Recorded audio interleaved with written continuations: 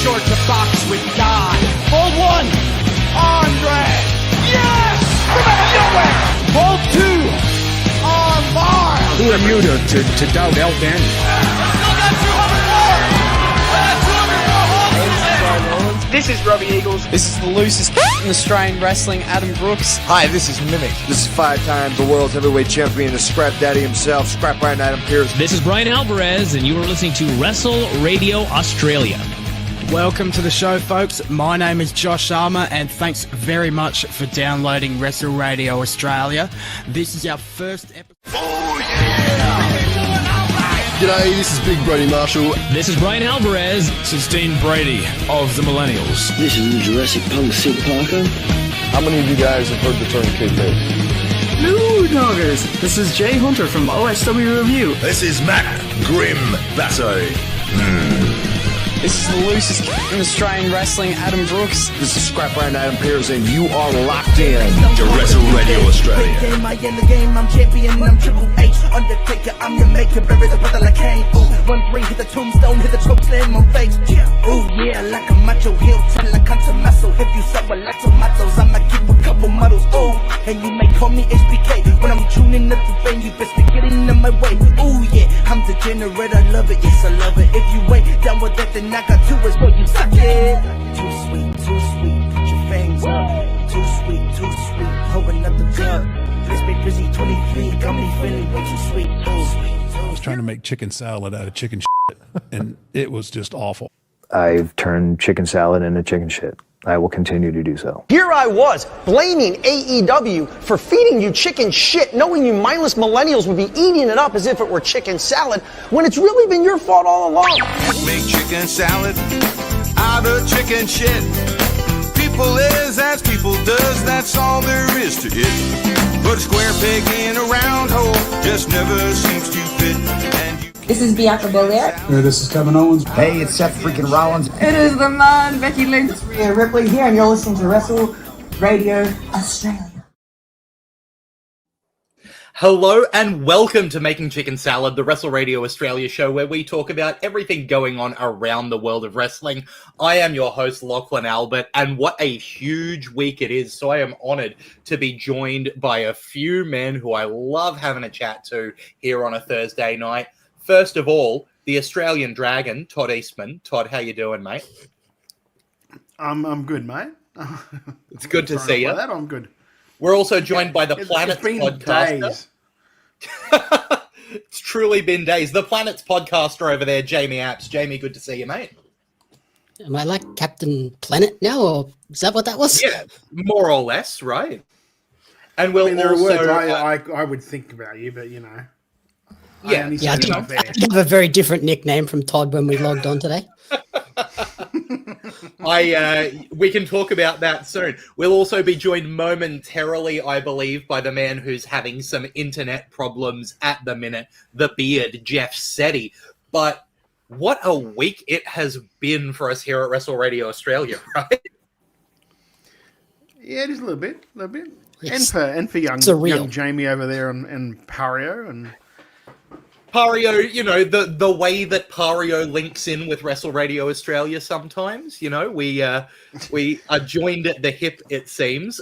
We had a bit of a big experience on Thursday with our interview that cat's out of the bag now. We got to speak to the man himself, Bryan Danielson, and there's Mr. Jeff Tuesday, mate. Yeah, on Tuesday. My goodness, it's been a long week. Jeff down in the corner is jealous. I did introduce you before, Jeff. It's good to see you, mate. It's good to see you. I think I heard it. Well, it was doing that, and I was like, "Yeah, okay, well."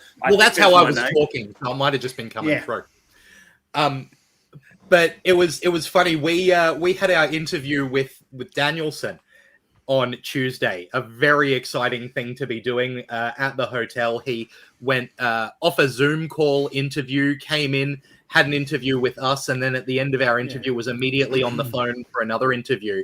And then as we were getting in the car, when I heard that Jamie had also done an interview with Bryan Danielson for Pario, I went, I wonder if he was the one right before us. And then Jamie Sorry, messaged guys. A Zoom interview is going a little bit long. Oh, okay. That's cool. My bad. My bad. That man likes to talk. He likes to talk. He's got some nice beefy answers. And I didn't get to talk to Danielson. I didn't get to talk to Danielson at all. And I'm not jealous, boys. no, honestly. Not at all. He specifically requested that, so it was like, yeah, that was on the rider. It was Kate from Flight told me that he was upset I wasn't there. No, it was quite the opposite. Conflicting reports. So he walked in and saw 3 chairs and went, "Thank God." It was, a very exciting week. And, that's not the only thing that's been happening here for Wrestle Radio Australia. Obviously, with the big Perth WWE show going up, This Is Our House from ECW continues to build. And we have some EPW. What did I say? ECW. EPW.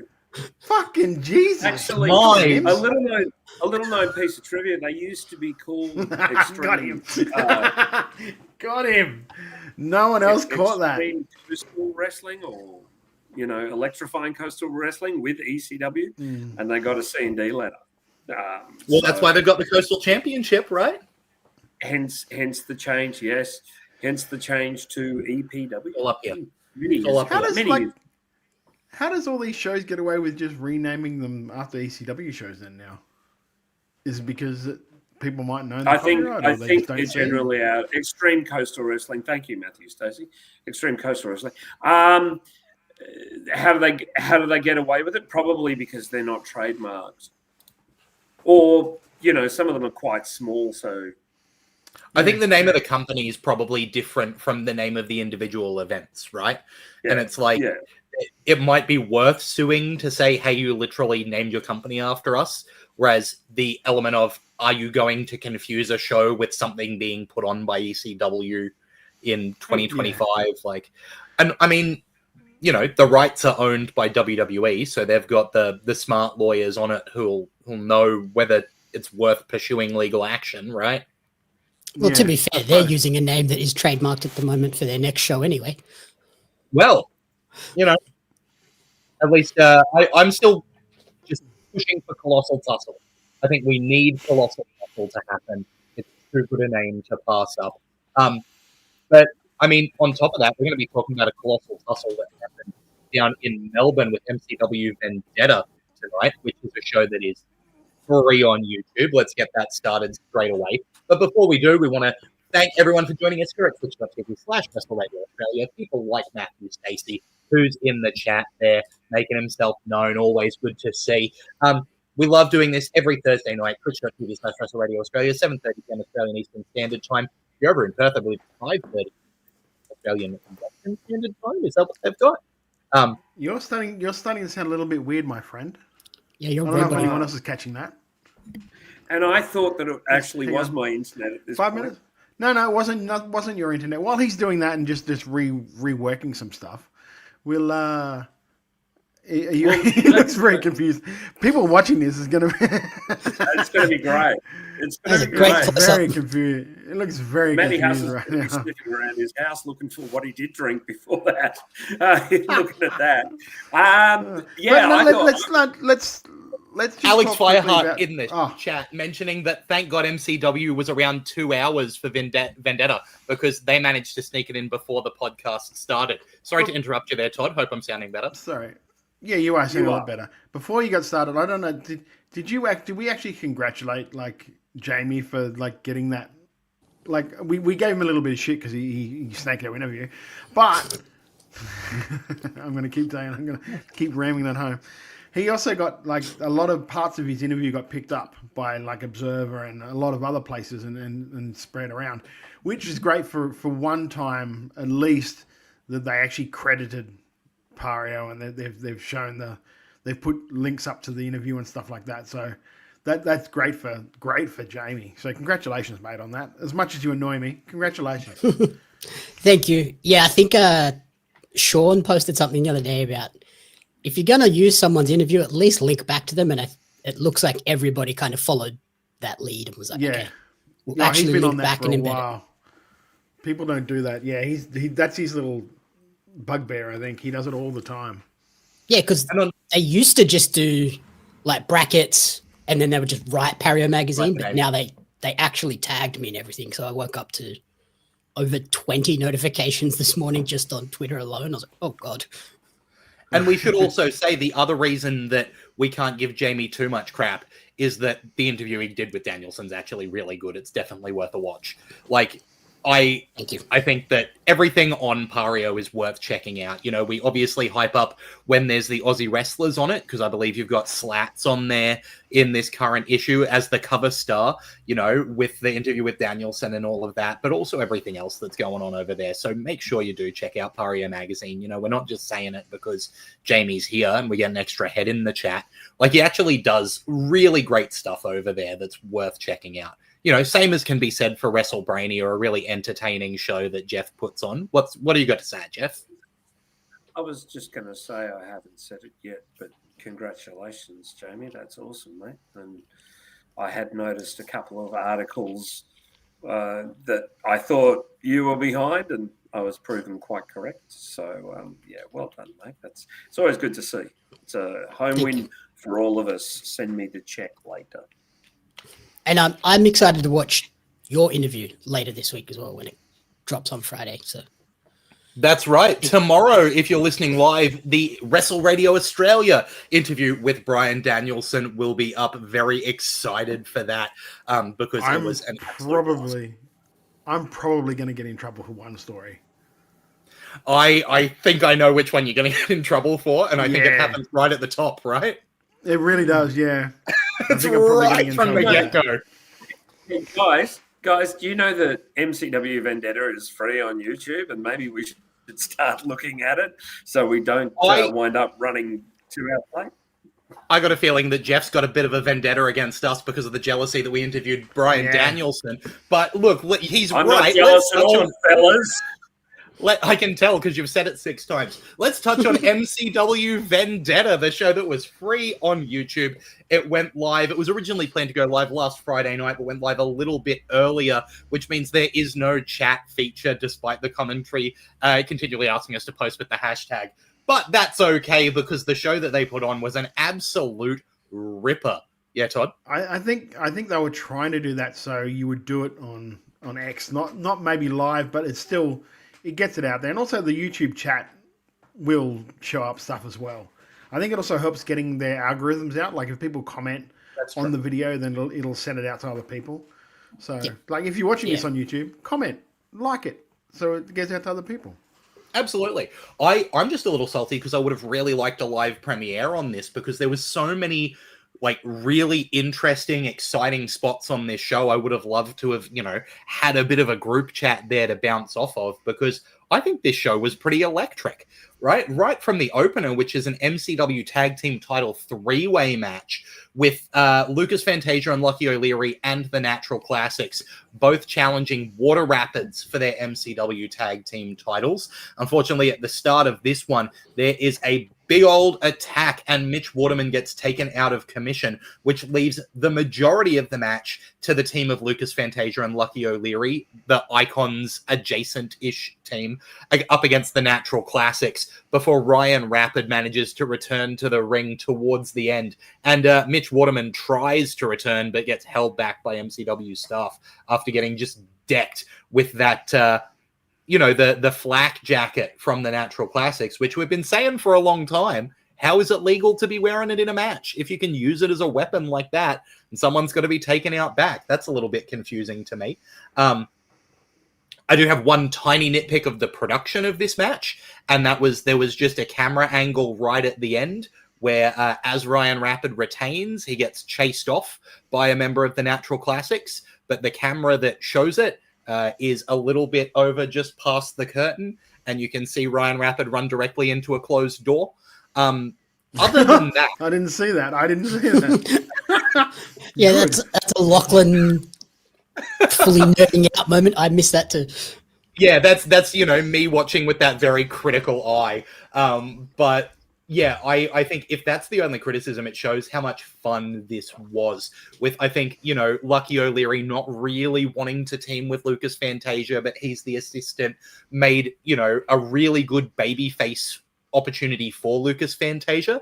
And then Lucky O'Leary with that kind of tweener, like the crowd like him more than the Natural Classics, but they want to boo him because he's being mean to Fantasia.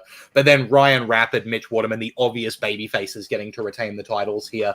Crowd goes wild for that. Rapid looks amazing in what he does do. Waterman looks like, an absolute warrior for trying to come out and defend the belts after getting absolutely thwopped. Jamie, what did you think of this tag team title three-way? I thought this was a really good opener. They progressed, like you said, multiple storylines in a nice, concise way, with the tension between Lucky and Lucas, the Philippe's attempting to sort of steal the title, and then the champs retaining without having to risk an injured Mitch Waterman as well. So I think that was a nice way to do that and not have to totally change the match or cancel the match. The closing sequence is a little bit funny for me. Like, I thought it made the Philippe's look a bit silly because they kind of had the match won, but just dicked around and didn't go for the finish.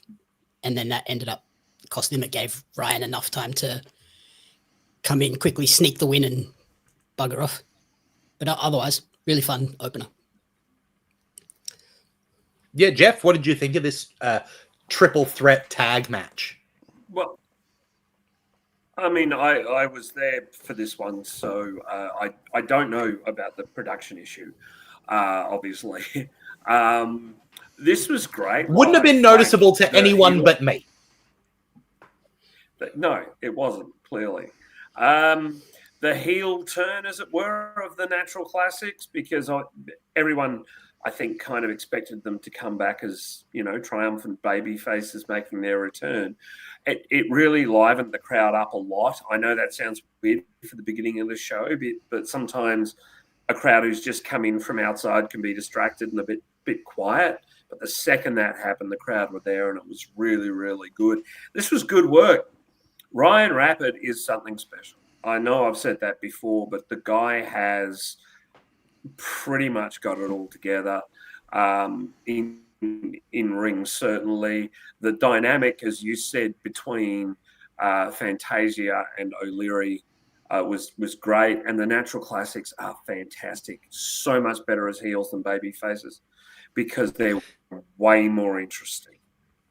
Absolutely. Wild Angel commenting that they enjoyed the moment when Anthony Villani and the medical staff held back Waterman from capitalizing on a downed Icons. You're absolutely right there, Wild Angel, because it makes sense within the story of, he's got to go through post-concussion procedure and all of that stuff. So they do have to hold him back, but also they're the heels who don't want him capitalizing. They would probably be very happy for the Natural Classics to take the titles. So that makes sense. And Alex Fireheart also points out, don't think I've seen the Philippe's as bully heels before, but it was pretty interesting. They lit Fantasia's chest up, something fierce. Absolutely true. Todd, what did you think of the triple threat tag?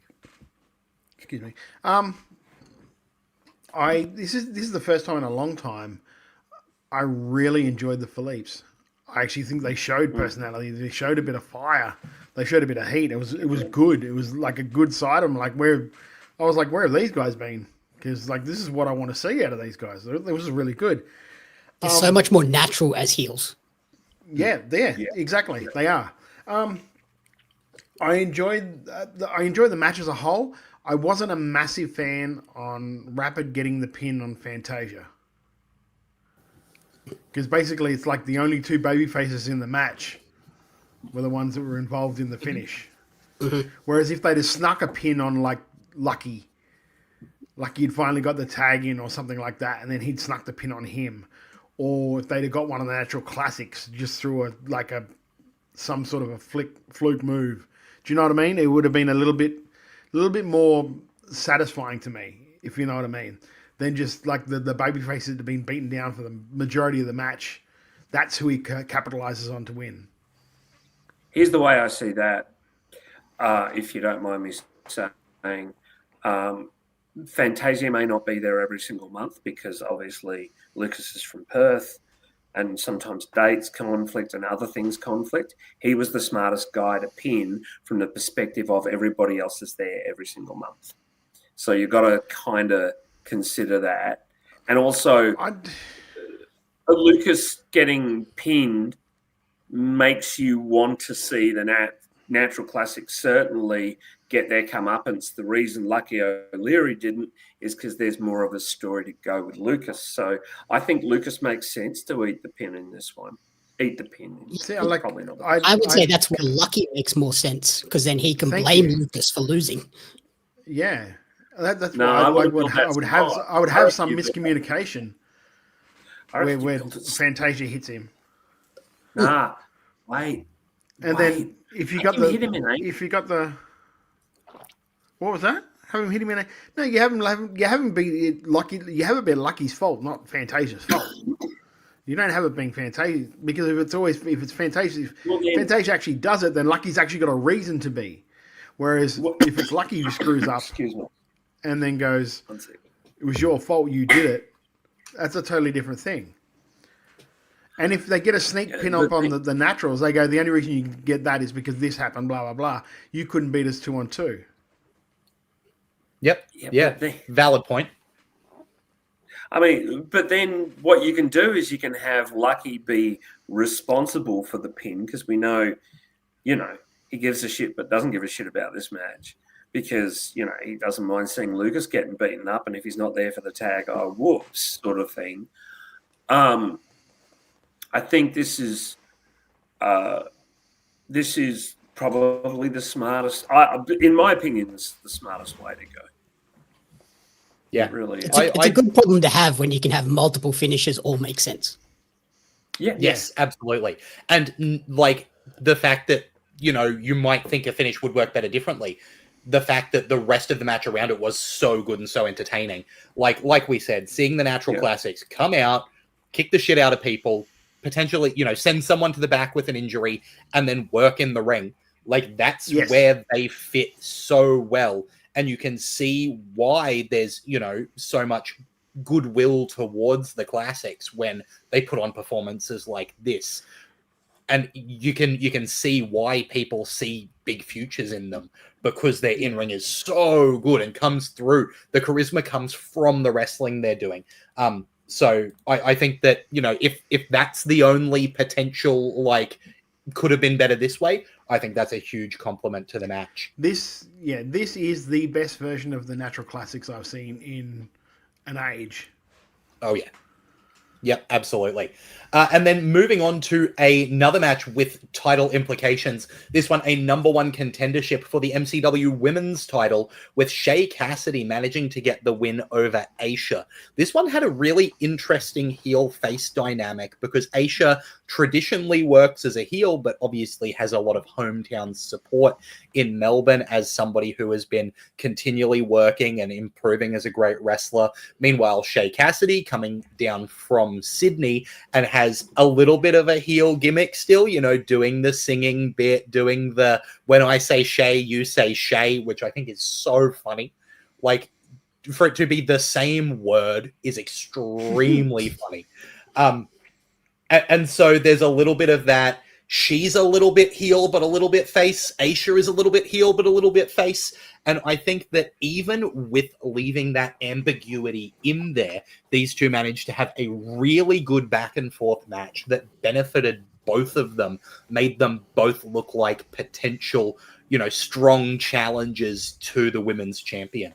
I'll pass to Todd. What did you think of Shay Cassidy and Aisha? Pass to me last, because you know the bugbear that I have. You've got the same complaint that I do. The bugbear that you have. But, Jeff, what did you think of Shay and Aisha?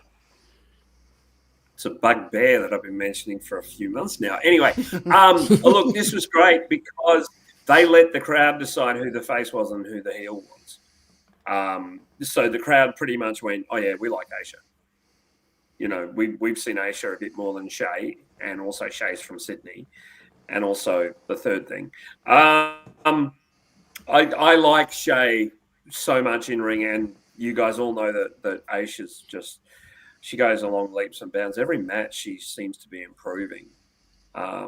and I thought that this was good. This was fun, and I think Shay was the right person to win too. Jamie, I don't disagree. Yeah, Jamie, how did this come to bear for you? Yeah, I would agree. I think Shay was the right person to win in this moment. The match overall felt like a solid little sort of mid-card match with nothing wrong with it. But for me, it also kind of was short. Like for a number one contenders match, I wanted them to sort of fight for the win a bit more and like have a couple of false finishes just to kind of show that I'm trying to, like, this is an important match for me. Whereas the way it was, the finish just kind of came out of nowhere. It was Aisha had all of the momentum. Shay hit a slap, Angel's Wings, and that was it. I was like, oh, that kind of out of nowhere finish didn't give me that sense of importance that a number one contenders match usually has.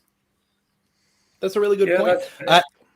Yeah, Andy Savage in the chat saying that this was a pretty weird dynamic live with Aisha being Melbourne's top female heel and people not quite sure how to take Shay. The entrance was almost more over after the crowd saw the match. That's a really good point, Andy, and especially when, you know, Shay's coming out with new theme music that we haven't seen how that's, you know, responded to with a crowd that's used to Shay. I think that's interesting. Jeff? But to be fair, I think this is Shay's second MCW appearance. Yeah. And a lot of MCW fans are MCW fans. They don't watch a lot else. They don't, you know, they know the people they put in front of them. And if they like someone, they probably watch a couple of their matches or find a couple of their matches rather than watching whole shows or even skipping through. So I think that the familiarity with Aisha brought the fan response. Yes. But I also think it's something that tends to happen with heels who are good at being heels, which is over the long term, the fans start to have a feeling of, I like watching this person wrestle. That gives me a good feeling. Therefore, I am a fan of this person, so I want to cheer them. That's something that tends to happen with especially heels who the heel gimmick is, I'm so good that no one can touch me. Like, it eventually just gives way to, I like watching this person wrestle. And then that starts to get a face reception. That's basically what happened with Mitch up here. Yeah. That's exactly the person I was thinking of, is like, you can't watch that number of Mitch Ryder matches and then still go, I hate that Mitch. No, it's like every time he wrestles, you get to see a great match. So you want to see it, you know? Well, and I think that could be happening with Aisha. You look at Robbie in PWA, like they won't have him a pure heel for very long because people watch him in ring and go, fucking amazing, yay, he pulled off this move. I know we're supposed to boo him.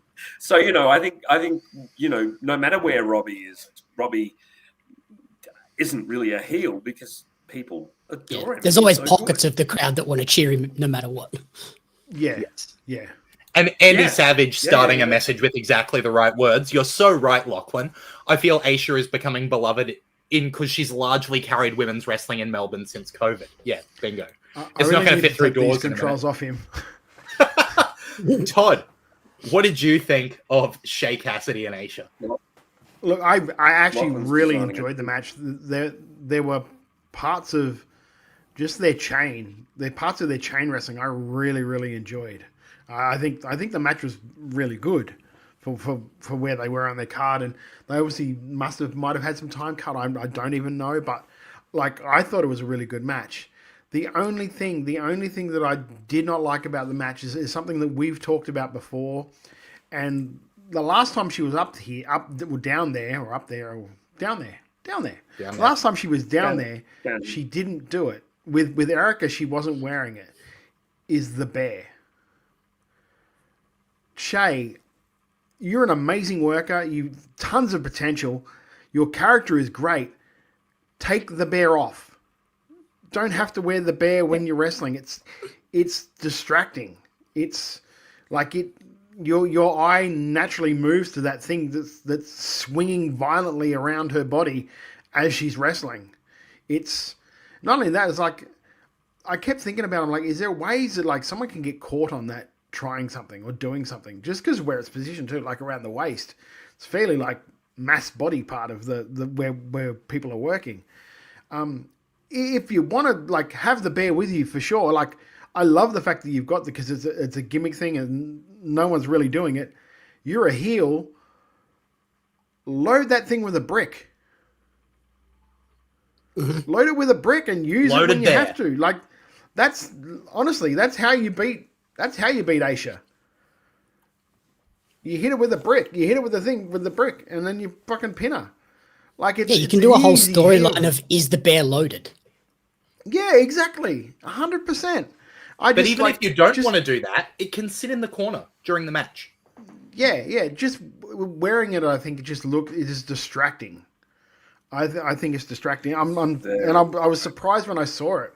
I was just like, oh, why is she wearing it again? And then the whole through the match, I'm just like, just take it off. Please take it off so I can concentrate on how good you are as a worker. There were a couple of moments where she went really good. There were a couple of moments where she went for pins too, and it kind of obscured the view of the shoulders. So it's like it's also getting in the way of the storytelling elements at times. I went with a non-wrestling fan, this person's first show, and he spent half the match going, what's with the fucking bear? What's with the Jeff? Why the bear? Why doesn't she take the bear off? And you're right. From upstairs, it definitely obstructed views. It was a little bit. It's really, really distracting when you're trying to watch a wrestling match and there's this thing that's moving. And even if you're trying to watch the match, one of the participants has something on them that's constantly moving. It's a distraction. It's not even fixed in one spot on her waist either. It like moves around the waist. It's on a belt that just spins around. Yeah, and I think that's another part of it. Like I really enjoy her. I really enjoy her work. Like we've been saying for ages, I enjoy her work. I think she's really, really good. She's come along in like leaps and bounds. Like if we were to do a most improved wrestler awards now, she would be very much in the discussion for that. Oh, she's just absolutely this one little thing that's just so easy to change, so easy to fix. Like if you're a heel, load the fucking thing with a brick. And even if you don't want to load it, you can do the whole Barnaby is its own living thing and have it like distract people at the end of matches, where they like turn around and go, "Oh, why'd Barnaby just yell at me?" and act like it's just yelled at them, and then you get the roll up. Just have a look at what Mr. Iguana's doing with Laeska, right? It doesn't have to be there the whole match. It's Barnaby's there to be punctuation to what is a great wrestling match. Because, I think the fact that we've talked about Barnaby so much might distract from the fact that this was a bloody great number one contenders match, with our only other complaint being this could have had more time. Because, bloody awesome. Yeah, we wanted more of the two competitors. Yeah. So that's, and we'll acknowledge, yes, Alex Fireheart, we could say that we found it unbearable. Thank you, Alex. We appreciate you being here. If I find a block button on this page. Can we ban people from Twitch for shit? We're trying. Oh no, I'd never. I literally just said if I could find that button, then it'd be getting spammed. Moving on, though, from this match with two of the smaller competitors on the MCW roster to exactly the opposite. Robbie Thorpe, Tommy Knight, one-on-one, big beefy men, slap and beef.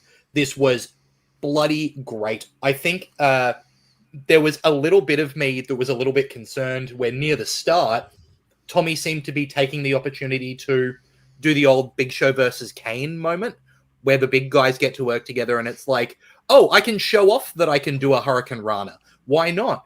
Tommy Knight doing a kip up, that kind of stuff, where so much of what he does is built around being a heavyweight and wrestling like a heavyweight. So I really appreciated that when he did a kip up, he looked as shocked as everyone else. And that was a moment where they paused and they just went, did Tommy Knight just do a kip up? And that's what that moment needs for the last heavyweight. Robbie Thorpe was absolutely fantastic here. He has been so good over the last 12 months or so, especially. Tommy Knight is the kind of guy who shows up on Ring of Honor Global Wars and you go, yeah, that makes sense. These are bloody great wrestlers who I think had a bloody great wrestling match. Jeff, do you agree? I absolutely agree. Live, this was hard hitting. It was tremendous. It was so much fun. Robbie is just at that stage now. He's a good-looking unit. He's a very nice man, Robbie. And, he's just starting to get pockets of cheers because he is so good in ring as well. And then you've got Tommy, and Tommy is this incredible person. I think the kip up was lovely because it's also Tommy's way of going, hey, I'm getting into shape now.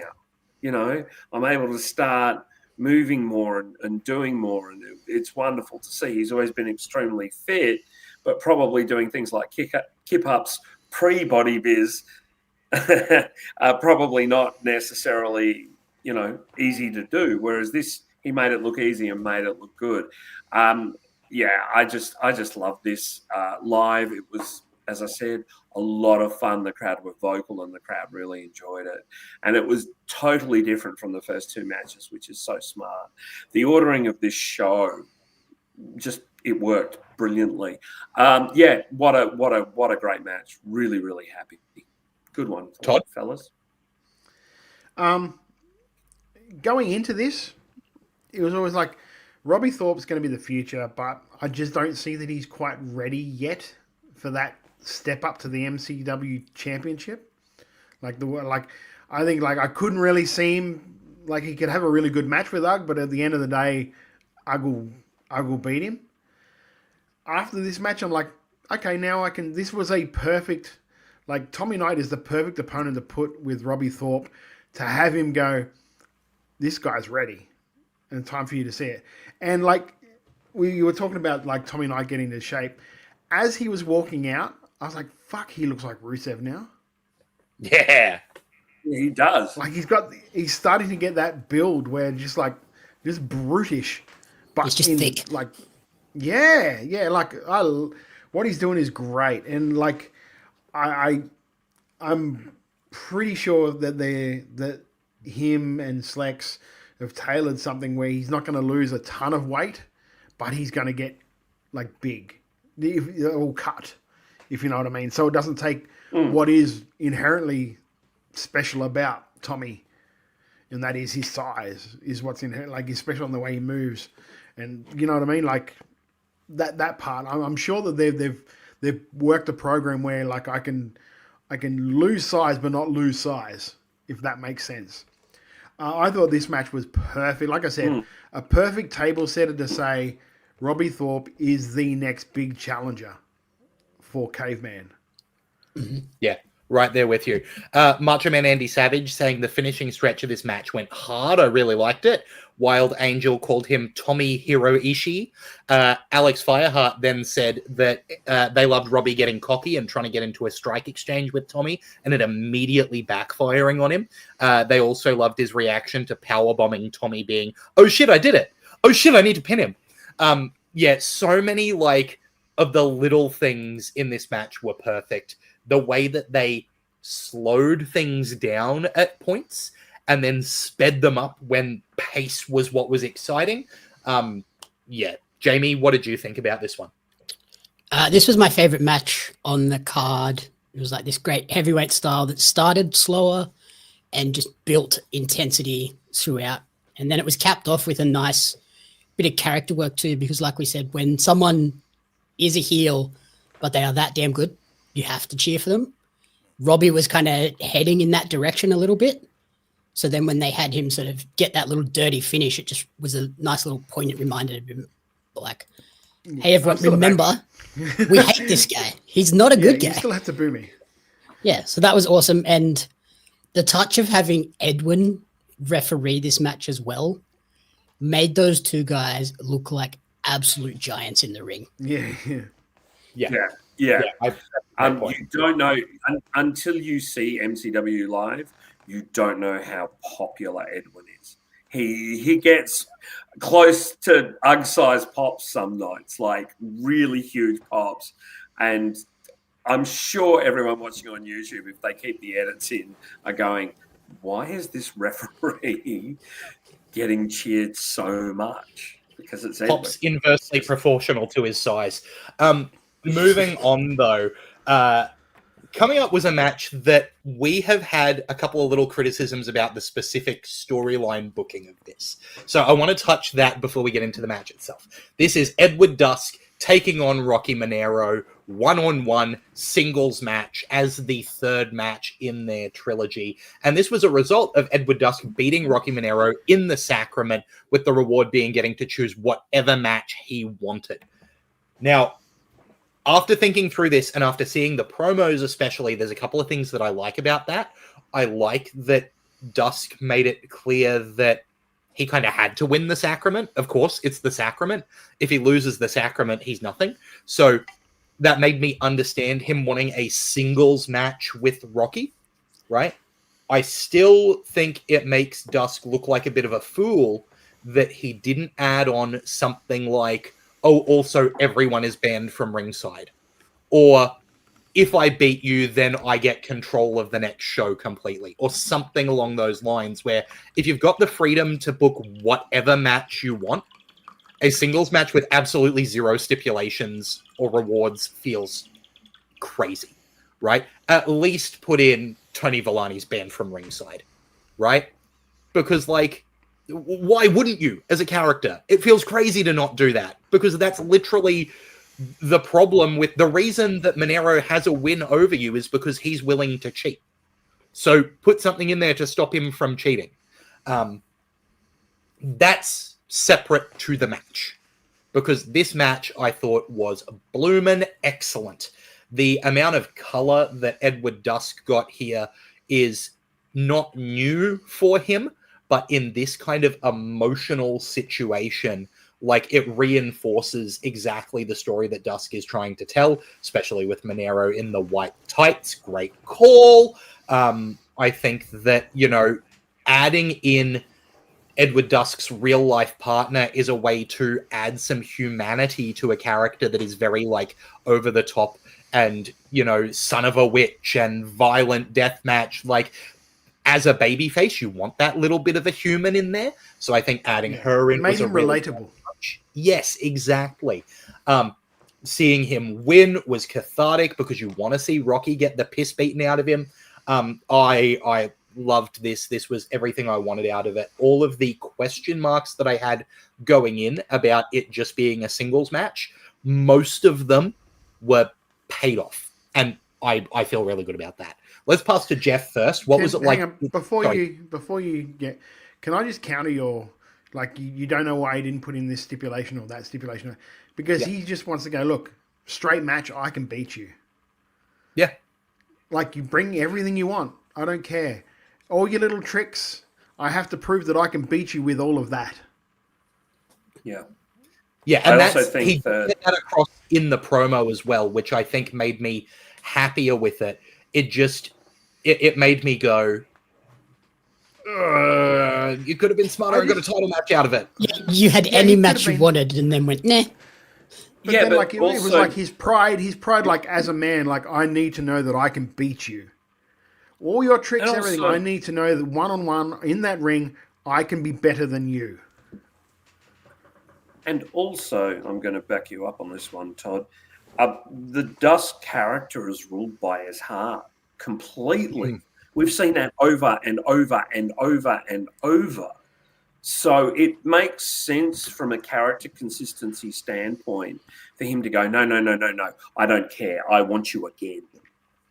I want you again. I think maybe I've got little, your number.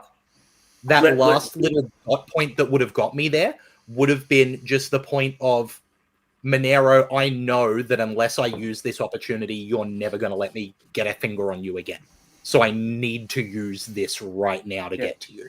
Like that, if that had been made text rather than subtext, I think that would have gotten me over the line.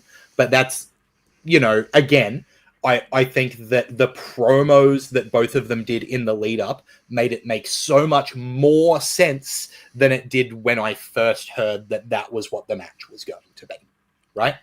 So, speaking of that match, let's pass to Jeff. In the room, how did this one play? Loud. The crowd were really, really there for all of this, and they were great. So, just a counterpoint, Lachlan, if the things that you're saying were not reverberating through that crowd just wanted to see Dusk tear Monero apart, and he almost didn't get it. And that's kind of nice too, because the crowd were right there. Tony Villani is really good in that role. He is really, really good. Rocky is such a smart in-ring worker. He is so smart. He does so little and gets such huge reaction. And I don't mean so little in terms of wrestling. I mean the bits between the wrestles. He does so little, but yet he's getting the crowd so edged up.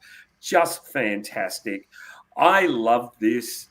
The crowd were fun, and it was just a terrific match. Really, really good. Yeah, I also think that this is a great example of like Monero being one of the best minds for wrestling in Australia. Like he is just note perfect this whole time. Jamie, what did you think of Dusk and Monero? Yeah, I liked this. I would sort of follow on from what you said. It feels like this match was designed for the MCW casual fan, not the wrestling nerds like yourself and me. So it was that end, but it was a good, hard-hitting, violent match that, had the crowd 100% behind Dusk, and it was a really good example of the keep it simple, stupid method of we don't need to go out and do a bunch of flips and Canadian destroyers and crazy stuff. It was just punches, a couple of kicks and things, and focus on the emotion that we're eliciting from this crowd.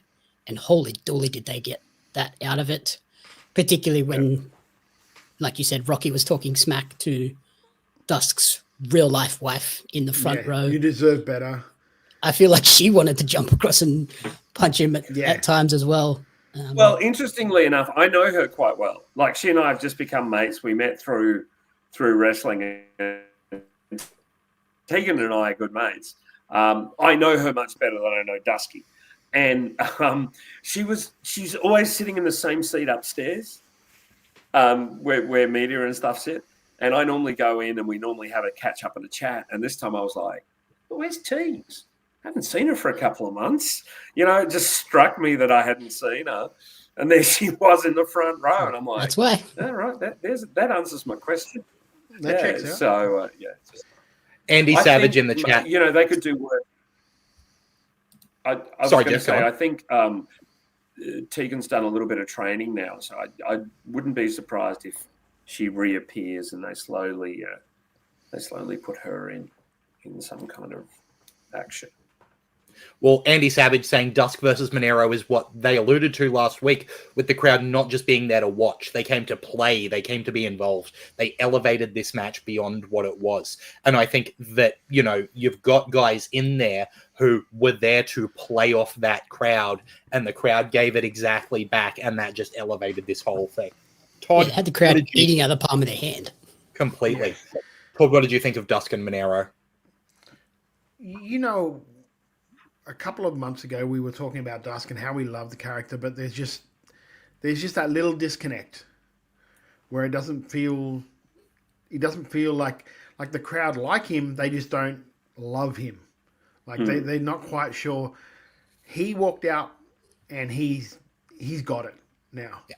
Something in his head is switched, and he's like, okay, this is what I have to do. Like, and that's 100% this series working with Rocky has brought him along to that point, which is a credit to both of the guys, really, for doing that. I love the match. I thought the pacing was beautiful. I love the touch of having his wife being involved in it, and just like not even like directly involved, but Monero just like pushing those buttons that little bit too. Like he tried every other psychological way he could to get to Dusk and it hadn't seemed to work. But okay, I'll go for his heart. And just do that. Like I even messaged while I was watching it. I messaged Rocky during it and went, "Wife, nice touch." And he said, "Thank you." Yeah, like it's a very simple thing to maybe slide too far and have her like slap Rocky. So I'm glad they really kept it simple and yeah. So the only thing I got, like, Rocky messaged me like during when we were chatting about it. He goes, "The only thing is I might have liked getting more reaction shots of her during the match to lead up to certain points. But aside from that, he goes, he was really happy with the way that came off.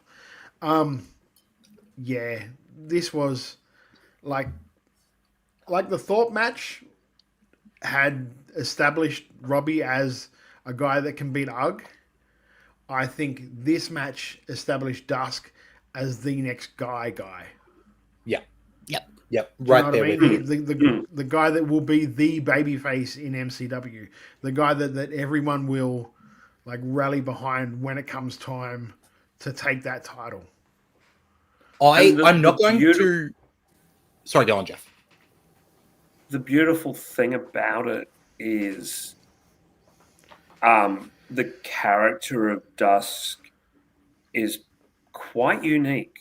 It's quite, like, especially in Australian wrestling, there's no one, and definitely at the moment, there's no one like him. He's completely different.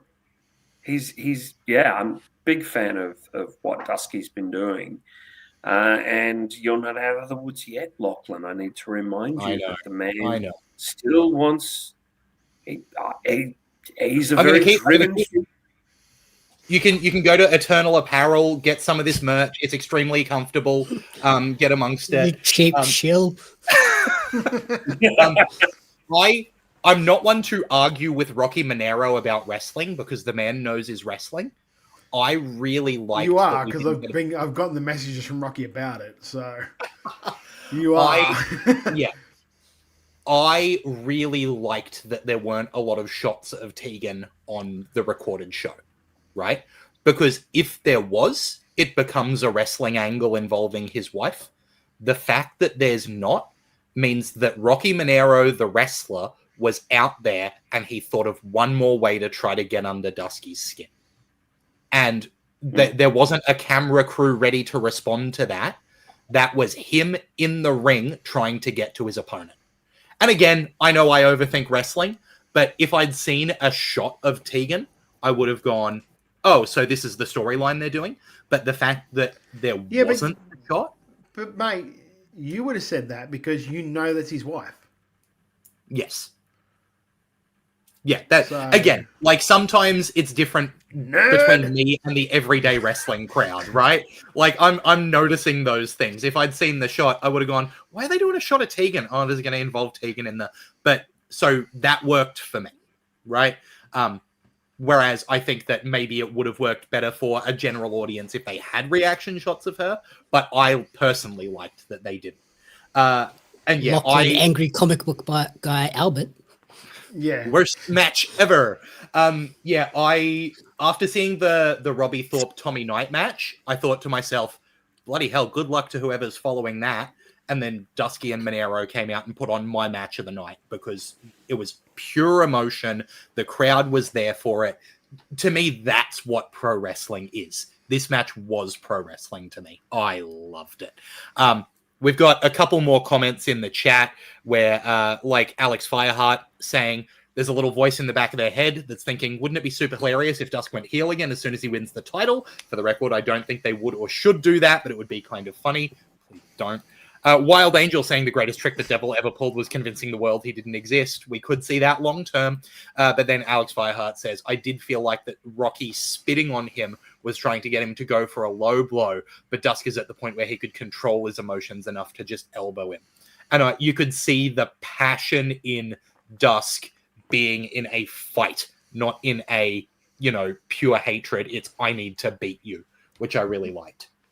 And, speaking of storylines progressing and emotion, We've got an Intercommonwealth title match here with Adam Brooks and the Tuckman, two of the hottest talents in Australia from small country towns especially. But the X factor here, the special referee, the Clydesdale, the Red Hot Dale, really making the most of his time in the spotlight here. Jamie, what did you think of this Intercommonwealth title match? As expected, this match was very good. The ref stuff was a little bit too much for me. It was a bit goofy in a match that was quite serious and awesome. Brooksy in Melbourne is just aura off the chain, like just crazy when he comes out. So I'm not sure if this achieved what they wanted with the Clydesdale. Like it doesn't, for me, it didn't progress him as a threat for anybody on the roster. It kind of just made him look like a bit of a goofball. But the match itself, I liked. Like I enjoyed the Brooksy Tuckman stuff. It was literally just the Clydesdale stuff being a little bit too over the top and silly when. I'm wondering if the crowd is enjoying seeing the Clydesdale and the purpose of this match was to make him that little bit annoying to the point where you want to see him get beat up a little. Because I think before this, I really liked whenever I saw the Clydesdale because he's a funny guy. And then the ref stuff in this match made me want to go, I would like to see Adam Brooks kick the Clydesdale in the face, actually. Yeah, but why would you do that? The ref was the heel of the match. Yeah, but why would you put him into the quote-unquote workers' title match? Yeah, I mean, that's a good question. But you say workers' title, it's the mid-card title, right? That's the other way to look at it. And the Clydesdale at the moment is a mid-card comedy act, which I think is great. And so I just have an incoming message right now from Rocky Monero. You can let Jamie and Lockie know that we never book wrestling with nerds in mind. Yep. So, it's not for me. Yeah. I think that the Clydesdale is around the Intercommonwealth. Thanks for listening, bro. Yeah. I think he's around the Intercommonwealth spot in the card, right? It's not that he is the worker's worker in the building. It's that he's around the middle of the card, and I think the title that he would be aiming for is the Intercommonwealth title. He wants to be involved in that scene. That's where he is, right? So I think it makes sense to potentially be building towards Brooksy and the Clydesdale and wanting the crowd to be against the Clydesdale a bit and not just behind Adam Brooks and entertained by the Clydesdale. Jeff, what did you think of this special referee Intercommonwealth title match? I think I understand why they put the Clydesdale in, but I think it detracted from what was an excellent match. I think there were moments where, and he wasn't doing it obviously, but he's a larger-than-life character, and he was in there with two other larger-than-life characters, so at times it felt like the audience were waiting to see what wacky thing the Clydesdale would do next, and that didn't quite, it caused a little bit of a disconnect. The match itself was freaking excellent. I mean, the Tuckman's just getting so good, and, you know, Brooksy's one of Australia's best. It sadly caused a little bit of a disconnect. I'd like to see these two go at it one more time, probably without the Clydesdale. And I think that to something needs to be done with the Clydesdale in terms of he's amazing on the mic. Give him the mic. Give him a talk show. Let him be a prick to, you know, Lucas Fantasia and stuff. Get him heat that way, and then build him up to match it in ring, because I don't think he is a special referee work. That's similar to what Wild Angel said, saying if Clydesdale comes down with a career-ending injury, at least he's got a future as a non-wrestler, as a manager or backstage personality. His vignette where he's hyping the other referees was pure gold. Like you were saying with wanting to see, you know, Brooksy versus Tuckman without Clydesdale, Macho Man Andy Savage said this felt really out of step with what it feels like Brooksy is trying to do this year in MCW. And Alex Fireheart said, easy way to get heat, I guess, ruining, quote-unquote, a match people were into. And I have to imagine that Brooksy and the Tuckman one-on-one is going to happen again at some point in the future. Todd, what did you think of Clydesdale refereeing the Intercommonwealth title match? Yeah, honestly, I wasn't a fan of it because I didn't see why it happened. I don't know why it happened. I don't know what the reason was. Like, management decided to put him in there as a referee. Like, there was no real impetus for it. Like, because he'd been away from he's got an issue with Tuckman, not Brooksy at the same time. Yeah, and then Cava's got an issue with Clydesdale as well.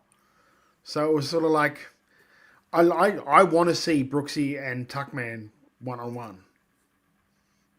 Like, it didn't need that extra garnish. Those two are plenty enough meal for me. Like, the match for fun, like, again, the bits without Clydesdale doing his thing. You've got Brooksy, who is, like, I think undisputably the best Australian wrestler going around the traps at the moment. And you've got Tuckman, who is, like, proving himself time after time that he can be a big match player. So that to me was enough that's a ticket seller right there. I didn't need the other thing. Like, I feel they could have put this in another match and it would have been fine to advance the storyline. The match itself was great though. Like, yeah, Alex Fireheart says, sorry. Yeah, Alex Fireheart saying that to that end, they probably would have had Clydesdale on comms or something, or I guess you could have had him be guest ring announcer or something and get punked out before the match started. Yeah, definitely agree with that. I also think, you know, the potential for...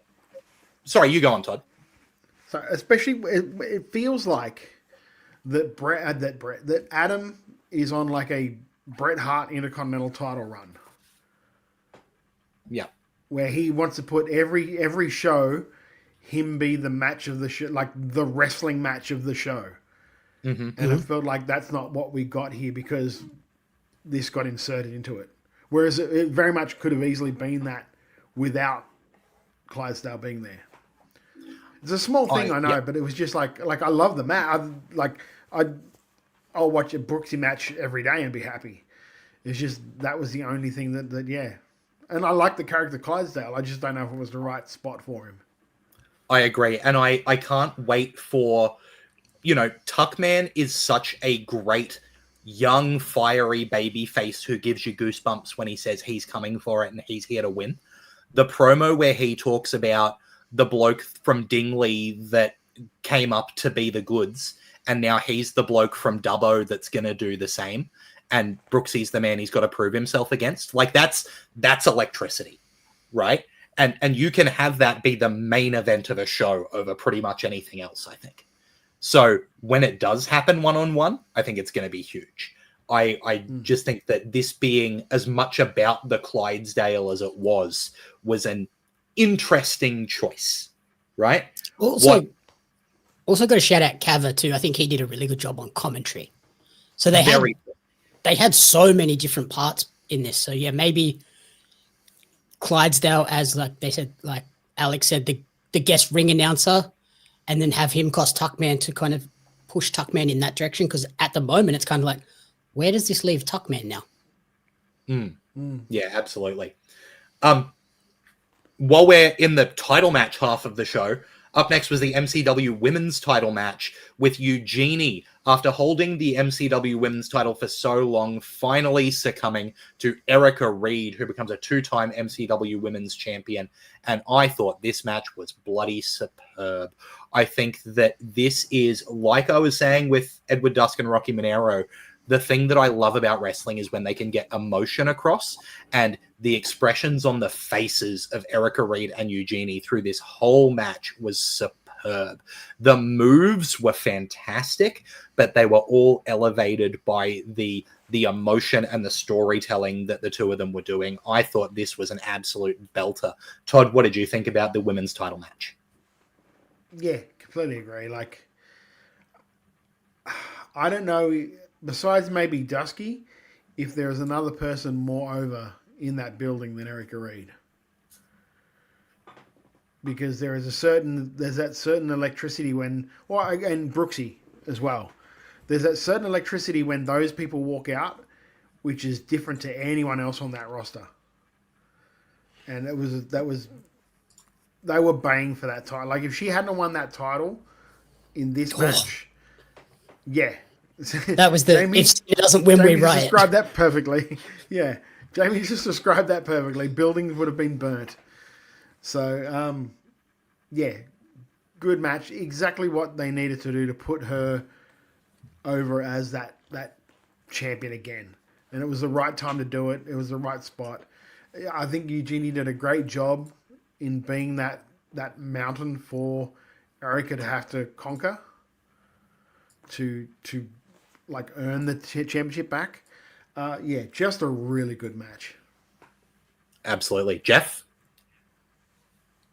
Oh, I love this. I will add one more name into your little group there, Todd, before I talk about this match, and that's Ugg. The reactions Ugg gets every show are so fucking loud. This was amazing. This was such a good match. Erica Reed looked in trouble for a lot of the match, and I think that was smart. While, I think this time they've done as much as they can of telling the story. And I'm saying this time because, wouldn't be difficult to reheat it in a year or so. But I thought this was something special, and the crowd certainly rose through the match, and the ending was incredible. Really, really nice match. Hard hitting too. They beat the tar out of each other, and it was great stuff. I'm really, really impressive and wonderful to see. Wild Angel definitely agrees in chat, saying a surprisingly brutal match from Eugenie. Great women's title match to pay off this story. Macho Man Andy Savage asking a question that I think Jamie's noise before may have answered. Could this have continued till Endgame? Eugenie is a completely different wrestler to the one who came down for OPW 11 months ago. She's my favorite wrestler in the country at the moment, and I wanted to see her keep holding the belt and developing at this incredible rate. Alex Fireheart has said what I think is the response, which is that I guess you could have Eugenie go away for a bit and come back for revenge, which I think is the more likely path. You are still able to develop without a title. Yeah, I think... You can have her come back with the entire Culture crew this time. I think they told as much of the story as they can at the moment. You don't want to continuously bait and switch with an audience, because eventually the audience will go, oh, we really like Erica Reed, but she's never going to lose. She's never going to win that belt back. Maybe we just don't go tonight. Maybe we just don't go this month. And it becomes a habit not to go. So I think it was important that she won on this night. And I'm a massive fan of Jeannie. Jeannie is one of the nicest people you'll ever meet. And she's genuinely a caring and sweet person. And I'm a massive fan of hers as a wrestler as well, and I think that she'd done as much as she could. It was great.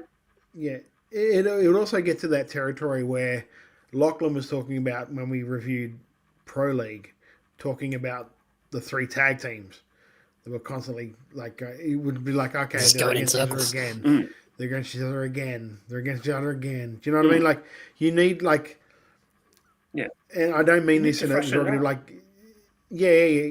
It's hard to miss Eugenie if she doesn't go away for a bit.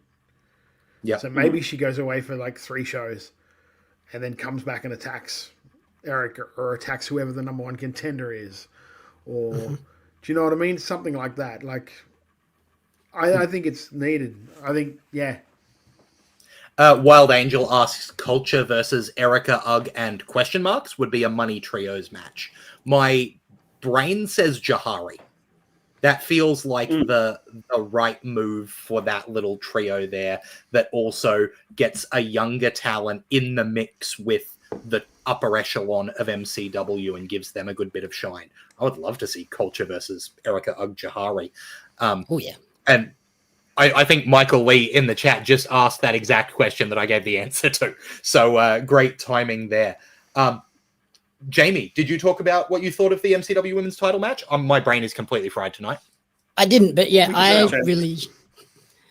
enjoyed this. I got to shout out Jeannie, fellow Chicago Bears fan. It was a crap week for us. It's okay. Worse for her.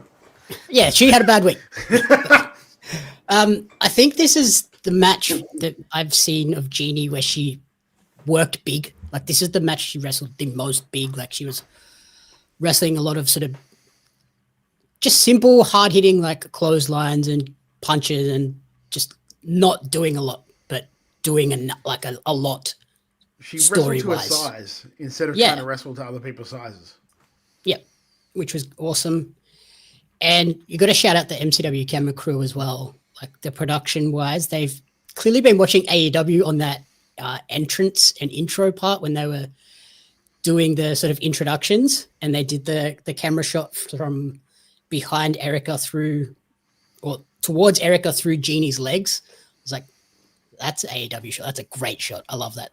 New Japan-esque camera angle. I'll mention the camera shot they got earlier as well after the Edward Dusk match of the mask on the ground next to his feet, where you could see the ring in the background. Like, there's some cinematography going on there. Yep.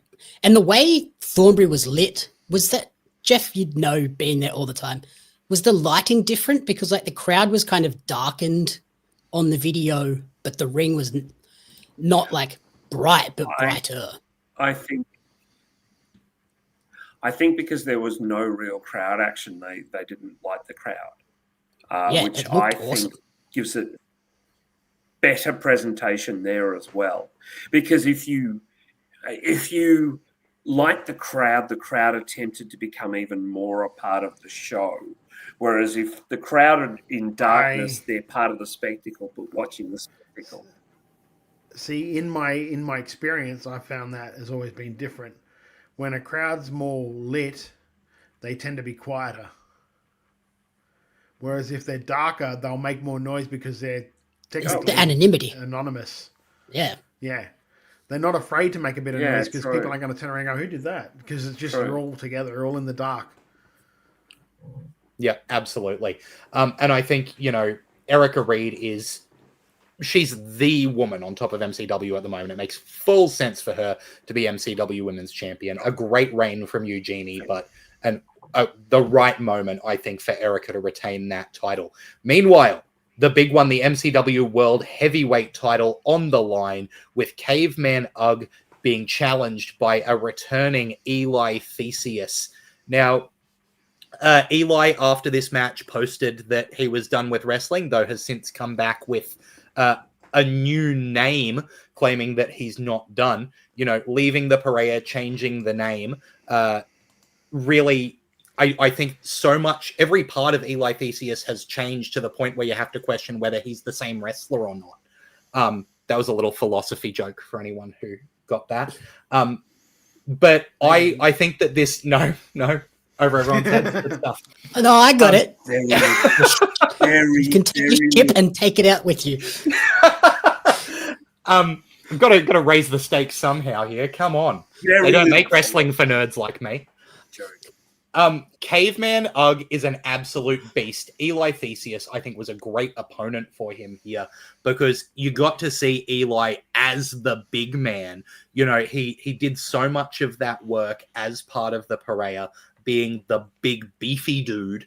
It was good to see him be able to transition that into a singles match against a guy like Ugg and show just how big and strong he is, and put up a challenge for Ugg where I don't know that there were a lot of question marks about the result, but it solidified Caveman Ugg as a champion who will take on a tough opponent and win, which I think is important in keeping Ugg exciting and also making Ugg, reminding people that Ugg is a huge challenge for whoever is coming up to try to take that belt from him.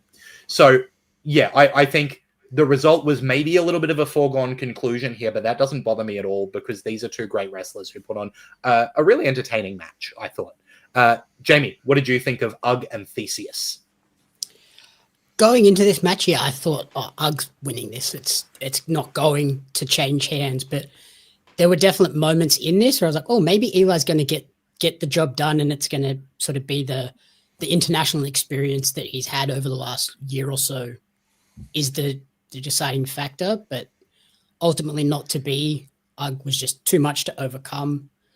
Really entertaining. Can you imagine if they'd done something like that and he returned home to Rocky? Yeah. You would cement him as the top heel for a long time. But yeah, entertaining return to MCW for him. And starting out, I was like, oh, this match, after, like I said, with Jeannie working big in her match, there was a risk that this would be kind of more of the same with the size discrepancy between these two. But I think they did a nice job of differentiating it in the way they went about the matches, and really good closing 2 matches for the show. Yeah, absolutely. Jeff, what did you think of the main event here with Caveman Ugg versus Eli Theseus? I think, firstly, Theseus has absolutely improved. Like, he looked great. He looked like he belonged there, which was always going to be an issue. Interestingly enough, on him returning to Rocky, my friend I went with, Chris, said to me when Theseus walked out and got a chorus of boos, because why not? He's facing Ugg. He went, is this bloke one of those icons as well? And I went, you know what? That wouldn't be bad. That wouldn't be bad at all. I thought this was terrific. I thought this was a lot of fun. While, yeah, the result was in no doubt, there was that thing going through my head of imagine if they just do it like bang, done. And, you know, it would just have that crowd going nuts. But then I thought, no, it's closing the show. There's no way Ugg's not winning this. But it was great. It was really good. Theseus looked good. He looked like a different worker. And I was really impressed with him. Yeah, I agree. I will say, Jeff, that Alex Feihart also mentioned the fact that this was closing the show, saying possibly a controversial take, and no offense meant to Ugg and Eli, because this was a good match, but kind of feeling like Erica and Eugenie could have been the main over this by virtue of there being more story there, if nothing else. I will say, again, this is my too invested in wrestling nerd take, but if the main event had been Eugenie and Erica and the Caveman Ugg Eli Theseus match went on earlier, there would have been no doubt in my mind about the results. Okay, there's not going to be a title change because it's not in the main for the heavyweight, whereas Erica's probably going to win. It sends everyone home happy. That really makes sense.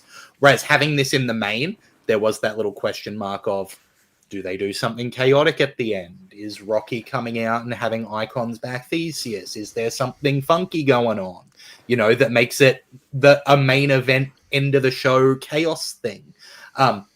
So I don't disagree that I think Erica and Eugenie would have been a great main, but I think that keeping the question mark by leaving this as main wasn't a bad move either. Andy Savage saying that he was so surprised when Ugg won the belt. It took me till Vendetta to realize how happy it makes me. It is great seeing Ugg with that belt. Todd, what did you think of the main here? Yeah, I kind of feel like after a year of like Icons fuckery, they need just a couple of straight finishes to shows. Yes, they do.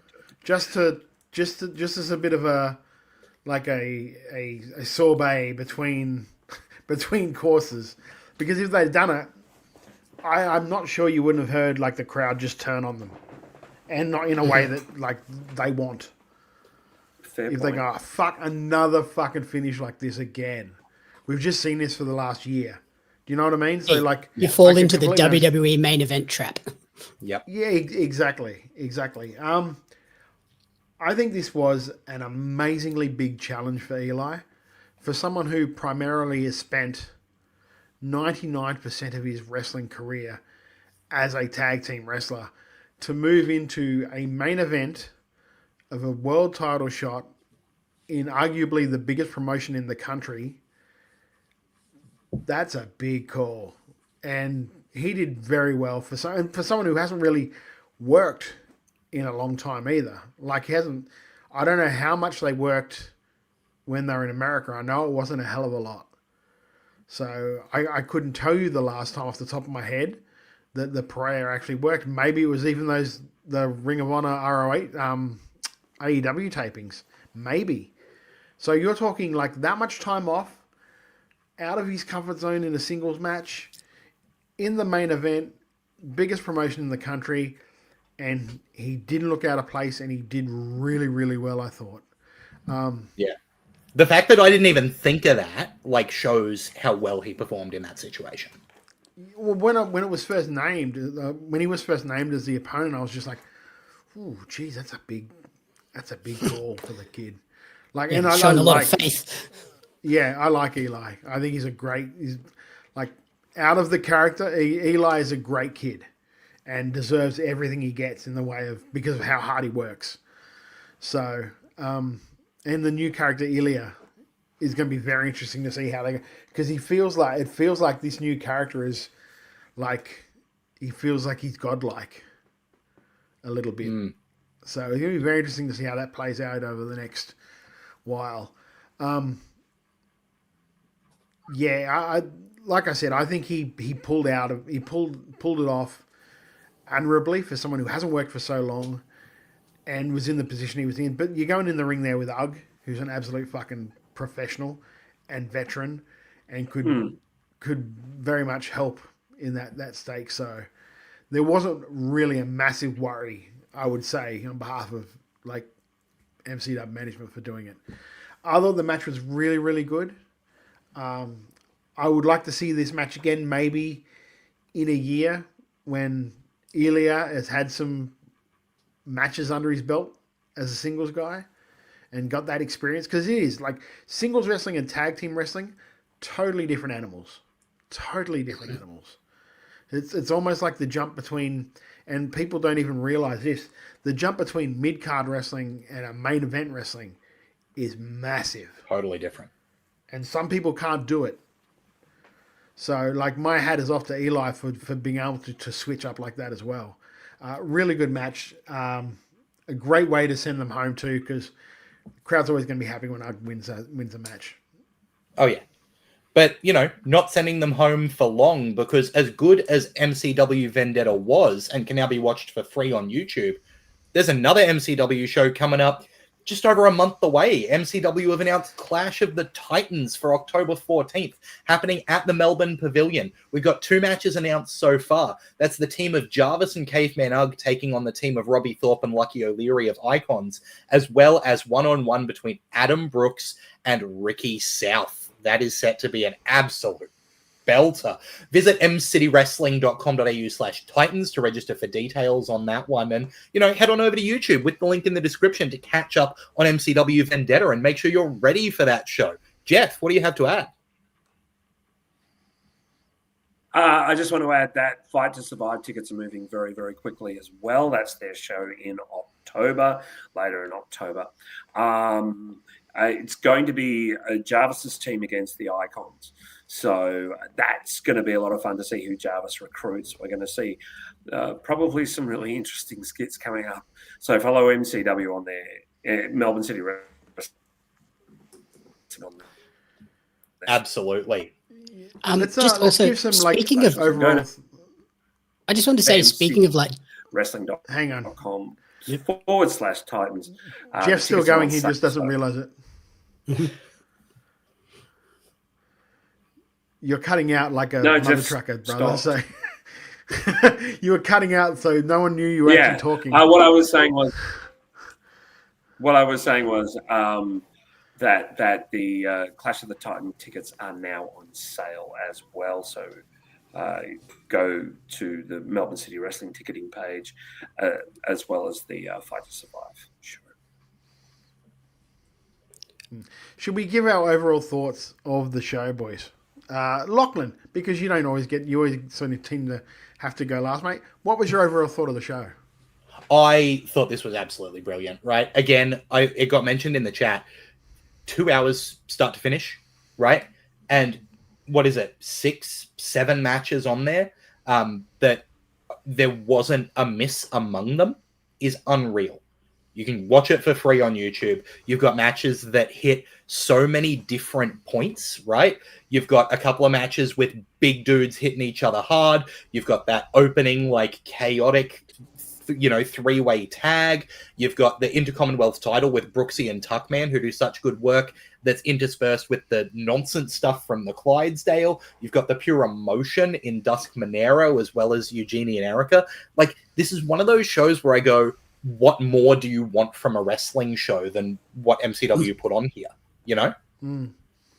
Jamie, do you seem like you agree with that?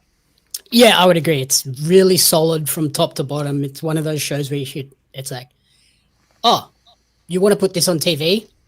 Look what they can do with a nice, tight 2-hour show. Nothing was bad. There was one little production hiccup with the Jarvis promo where they were kind of using in-venue audio, not the recorded audio. And I was like, oh, maybe those extra 2 days of editing would have been helpful.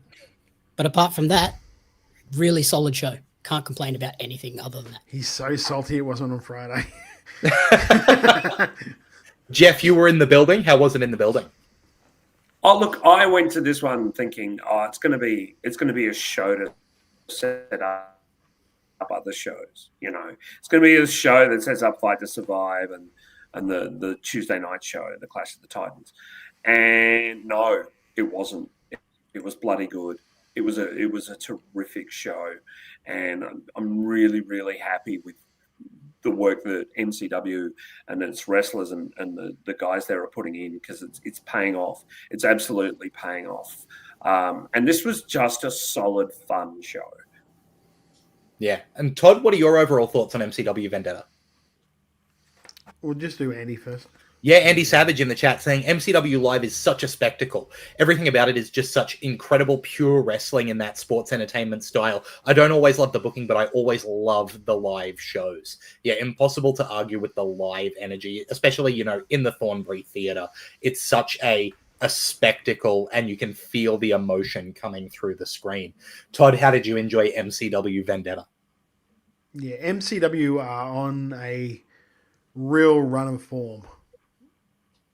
For the last, probably 18 months now, where there hasn't really been a show that we've come out of this going, you know, that was okay. It was a sort of kind of a play setter for the next show.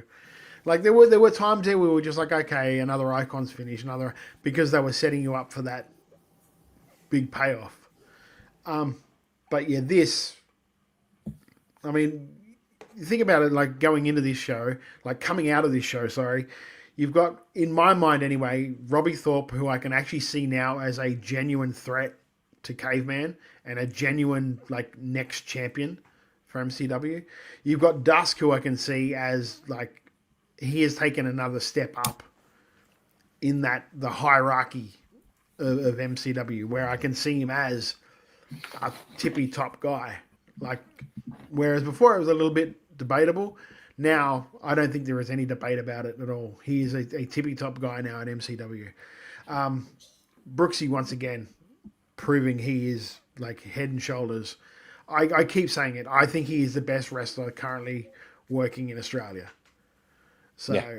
And there's not too many people that I think can argue that and prove that there. And like, he is it feels like he is so comfortable being Brooksy, like just walking out. Like, I think Jamie's like aura personified when he walked out, and that's exactly what I like. He looked like it was someone who spent 5 years in WWE and has come home. There's That's no what he like looks facade like of character when he comes out. That's Brooksy. No. Like Erica being as over as she is amazing. Like, Ugg is so very popular as an MCW champion.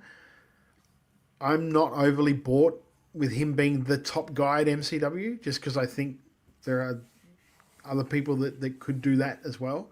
But I 100% can see why they go with him. All in all, the show was well-rounded. It was well-booked. It was well-paced. 2 hours. Perfect. There are some times, and when we go to review these shows, I might leave it to the last minute to actually watch the show, just so I've got it fresh in my mind when we do these reviews. And I'll look at the runtime, and I'm like, fuck, 2 hours 40. Jesus Christ, this is going to be a slog. But saw 2 hours, I'm like, ooh-wee, let's go. So, and like, perfectly. And it flew by as well. So, 100% encourage anyone who's listening to the podcast, if you haven't gone to watch the show, go to the description in the notes here. We'll have the link to the show. Go and check it out. Support what is the premier promotion in the country at the moment, I think. Absolutely. The other option, head on over to YouTube. Search for MCW Melbourne or MCW Wrestling or however you want to do it. You can find Melbourne City Wrestling there. Hit subscribe so that you get everything that they're doing. If you're in Melbourne, go along, see those shows. If you want your Fight to Survive tickets, I would get on it now. If you want your Tuesday Night Titans tickets, I would absolutely get on it now. Clash of the Titans on Tuesday, October 14th, because that one I'm pretty sure is going to sell out the Melbourne Pavilion. So that's going to be massive, you know. There's so much going on in MCW right now. But there's also so much going on around the country. And just this weekend, we've got a stacked lineup that we're going to thank Michael Lee at Australian Wrestling Community Facebook group for, because he gets us all of these dates so that we can hand deliver them to you. For example, just this weekend coming up in the ACT, we've got Slam Pro Wrestling League's Academy Showcase number 10 on Saturday, September 13th. Meanwhile, in New South Wales, All-Star Wrestling Australia has the Wagga Wagga Agricultural Show on Friday, September 12th, and then the Penrith Collector-Con, I believe, on Saturday, September 13th, and Sunday, September 14th. I was teaching PE today, guys. I was out in the sun all day. I was going to say, have you been hanging out with Jeff? What's going on here? PWA in Sydney has the At the Beer Shed show, which is an all-ages show and an 18-plus show that you can catch on Saturday, September 13th, and the Barbecue and Beer Festival on Sunday, September 14th. Meanwhile, Newcastle Pro Wrestling has Shattered X this coming Wednesday, September 17th. So you've got almost a full week to get ready for that one. Meanwhile, up here in Queensland, you can find either Todd or I at each of these shows. IPW, Impact Pro Wrestling Australia, has Straight Outta Logan on Friday, September 12th. Oh, you'll be there. I'll be there. This is the closest to my house wrestling has ever been. It's like 10 minutes away. Beautiful. Hey, I've been near your house. Yeah. Atomic Pro Wrestling's Chaos at the Carnival is going to be on Saturday, September 13th up in Toowoomba, as is Queensland Wrestling Alliance's When September 13th Ends, which is on, what date is it? Saturday, September 13th. Meanwhile, in South, also, that's going to have a huge match on it, by the way. Yeah, and also with that, Mitch is challenging Seth Tylers for the QWA title, so we will be up there taking that title back. That is also being streamed live as well. Oh, yes. I was wondering about that. Awesome. So, yeah, I checked today. I'd forgotten all about it, and I thought I'd better message and find out. I was like, is that being streamed? Like, yeah, it is. So, yeah, maybe even if you guys want to, you can review it for the next week's show. So, yeah, that is being streamed live on Saturday night. So if you're not going to a local show, type in Queensland Wrestling Alliance, and you'll check out some really good matches planned on that show. So there's my Saturday plans sorted. Oh, yeah. Well, there's also, if you're in South Australia, you can also get along to ACW, Adelaide Championship Wrestling, because they've got Can You Feel the Heat on Saturday, September 13th. Meanwhile, in Victoria, also 2 shows on Saturday, September 13th. First of all, Oz Pro Wrestling's New Star Rising, as well as Adrenaline Professional Wrestling's Anniversary 8. That New Star Rising show should be good as well. Oz Pro Wrestling have been doing some really exciting stuff. I was actually going to suggest that when that one goes up, that we should review that, because I think it's about time we check back in and see what Osprey Wrestling are doing. I absolutely agree. And, so many huge shows coming up, but I think one of the biggest that's coming up in Australia is in very just over a month. It is 1 month and 1 day until EPW This Is Our House at Willetton Stadium, October 12th. It's a lineup that is starting to come together massively on the card. We've got a Coastal title match potentially with Rogan Kargas, whoever's champion, potentially taking on Matt Hayter. There's going to be a 6-man tag match with TMDK, Slater, Pitt, and Broderick, notably a champion and 2 of the semi-finalists for the Invitational Cup, taking on the team of Hartness, Fantasia, and Blackwell, the champion and the other semi-finalists for that Invitational. Meanwhile, a tag team match, ATO, always taking over, are taking on OG TMDK, the team of Mikey Nichols and Shane Haste, as well as a main event with Davis Storm's last match against the Don Michael Morleone. That's a stacked card, but that doesn't even account for Did you forget the women's match? Rumble. Yeah, you've got the women match, mate. That's a banger too. It got announced today. You got an Let me build to it. Build to it. You've done everything else but. That's not to mention the 20-person West versus the Rest Rumble, or the match that got announced today, a triple threat women's match with Rita Stone, Jess Troy, and Shay Cassidy in a huge three-way matchup. So I don't want to tell you your hosting job, mate, because you do a great job of it. I mentioned this the other day as we were coming back from the interview with Bryan Danielson. I think you do a great job of that. But generally, when we're doing a special announcement for a company, maybe leave that till after you announce all the other matches. Yeah.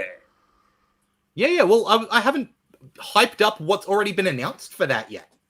It's okay. Jess Troy is coming for your arm next. Yeah. Yeah.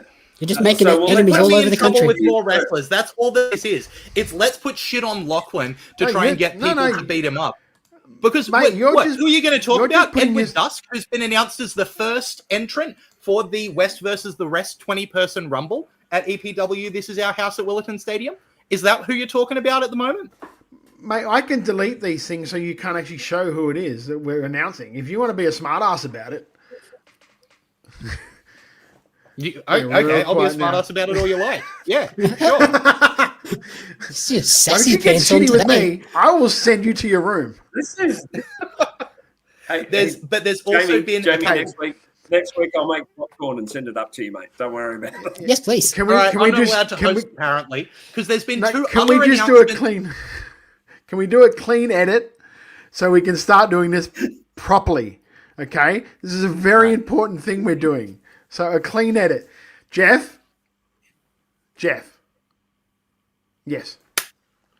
Okay. EPW's This Is Our House is going to have a huge 20-person West versus the Rest Rumble. Already announced for that show have been some massive names, including Edward Dusk, the Great George, and Tali being the first few announcements. But we here at Wrestle Radio Australia have the absolute privilege of announcing a couple more who are going to make their way into that Rumble. Todd, what are we able to share about the West versus the Rest Rumble?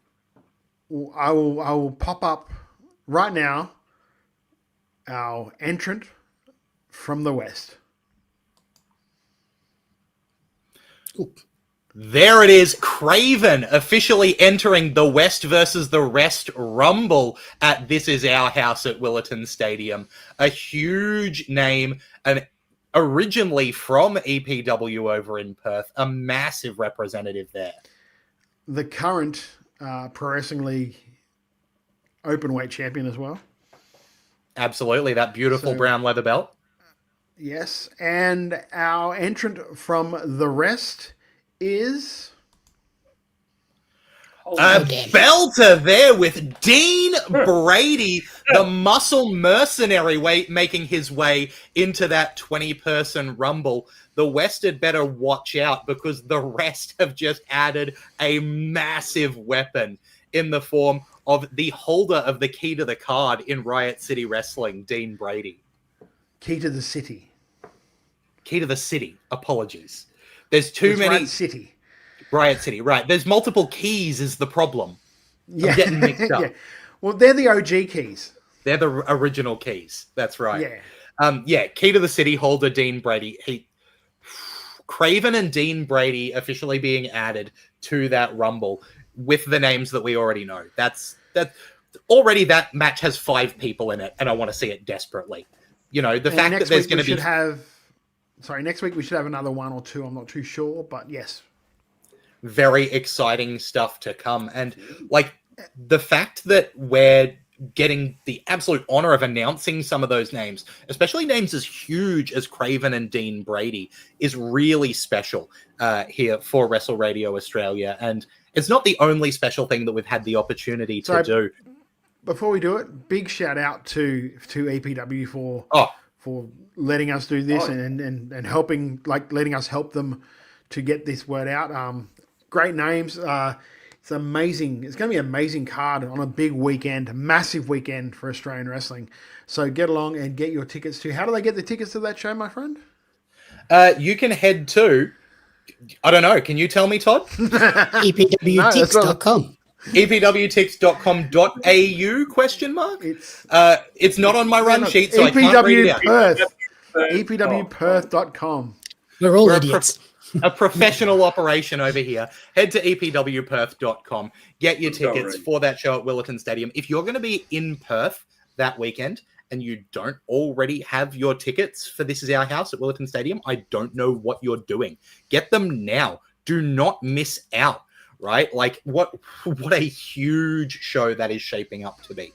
And speaking of huge, Wrestle Radio Australia, first off, getting those exclusive announcements, but also getting interviews with some huge names from around the world of wrestling. That's right. We're about to cut to an ad break where you will see a bit of a preview of something that Todd and I got to do this past Tuesday, interviewing the American Dragon, Bryan Danielson, which was an absolute honor. If you're watching this live, tomorrow that full interview is going live. If you're listening to the podcast on Friday, make sure you're subscribed to the Wrestle Radio Australia podcast so you can get that as it goes live and get our interview with one of the greatest to ever lace up a pair of boots in the form of Bryan Danielson. Also, we've got a snippet of an interview that Jamie did with Damian Slater for the upcoming Pario magazine. Also be on YouTube soon, I guess, my friend. Yeah, in about a week. There we go. So you get an excerpt of that, which is really good because it's something that they're both talking about, who Slater thinks is the future of Australian wrestling or the next big talent that should be gone. So, yeah, just a couple of those little ads, and we'll be back right after this. See how I can do it too. How are your neck and your injury? How are they feeling at the moment? So, good, except when it's not, right? And so it's like when I'm just at home, which has been the blessing of being at home, mostly. I've come and done the AW pay-per-views. I've been backstage. Most of them I haven't appeared out in the audience at all, but I've been at almost all the pay-per-views since my last match. But being at home and not flying and they told me not to even train or exercise for 3 or 4 months. And so I was just doing like rehab type stuff and everything. And I was starting to feel pretty good. But then it's like, then you get on these long flights and I get off that plane after, it was like a 15-hour flight from San Francisco to Sydney. Yeah. And then I was like this, oh no, this is, and because I don't know why,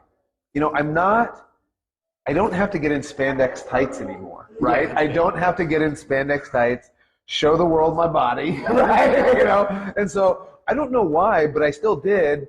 On Thursday, I was in the gym doing like leg day and heavy squats and stuff. I'm like, what am I doing? I'm in pain. I'm like, well, why would I even do this to myself? And then you've got the routine, right? Yeah. Well, that's the thing. Is that like, okay, I'm militant about my routine. My routine is this, and my wife will say like, but you're hurting, and you only slept 4 hours last night. And I'm like, but I don't. Do you see the sheet of paper? This is my program. Yeah. This is like I'm supposed to deadlift today, so I have to go do this. Deadlift time. Yeah, so it's deadlift time. You don't have an option. Like this week, I woke up with like a bad neck. Yeah. And one of my mates like, what do you mean? I said, well, this is the joy about being over 40. Yeah. I could wrestle a match because I'm a manager, but I wrestled a match a couple of weeks ago. Okay. I could wrestle a match against a 135 kilo guy. Wake up the next day feeling great. Yeah. I can sleep wrong and it feels like my shoulder is being dislocated. Yes. Yeah. And then it's like those long flights and stuff too. Yeah. It's like so you're sleeping with your head against the window and it's like this, and then you wake up after 6 hours like that, and you're like, oh no. You're stuck. Flight attendant, could you take my neck and just go ah? So yeah. Or you can just live like that. Yeah.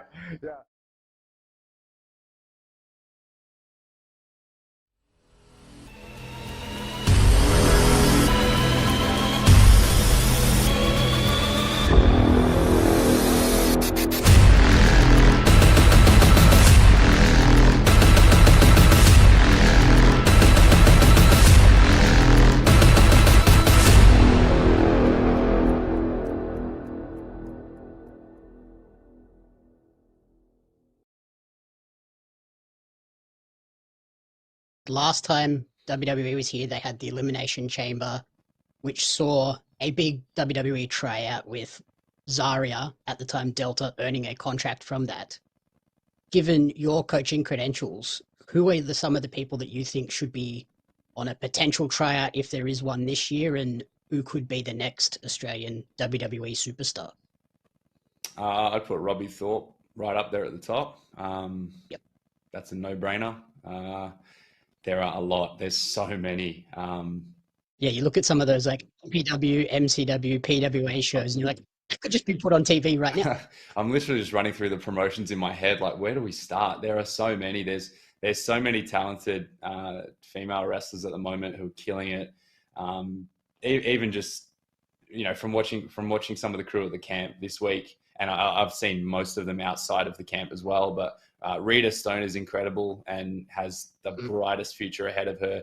Shay Cassidy's the same. Obviously the male talent as well we've got is amazing. Like if you watch any MCW show at the moment, there are so many TV ready wrestlers, and that's both from the aesthetics. Everyone's kind of getting on the body biz at the moment. Yep. Everyone's kind of taking it seriously and getting into good shape, and Progress 365 over in Perth as well. But just the in-ring, everyone, the level of confidence and the projection, everyone looks like they're ready for the mainstream, which is an incredible thing to see.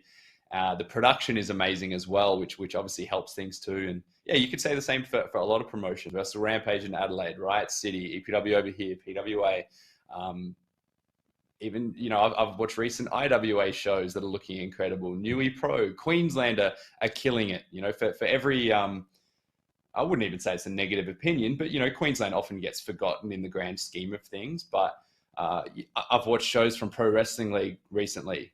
Incredible, amazing talent everywhere. So, man, the list goes on and on. I'll have to send you a big essay with my list of who should be signed. But, as we know, not always the case. They usually have certain things they're looking for at any given time. But Robbie Thorpe is the name that always comes to me. I think the guy should be signed tomorrow.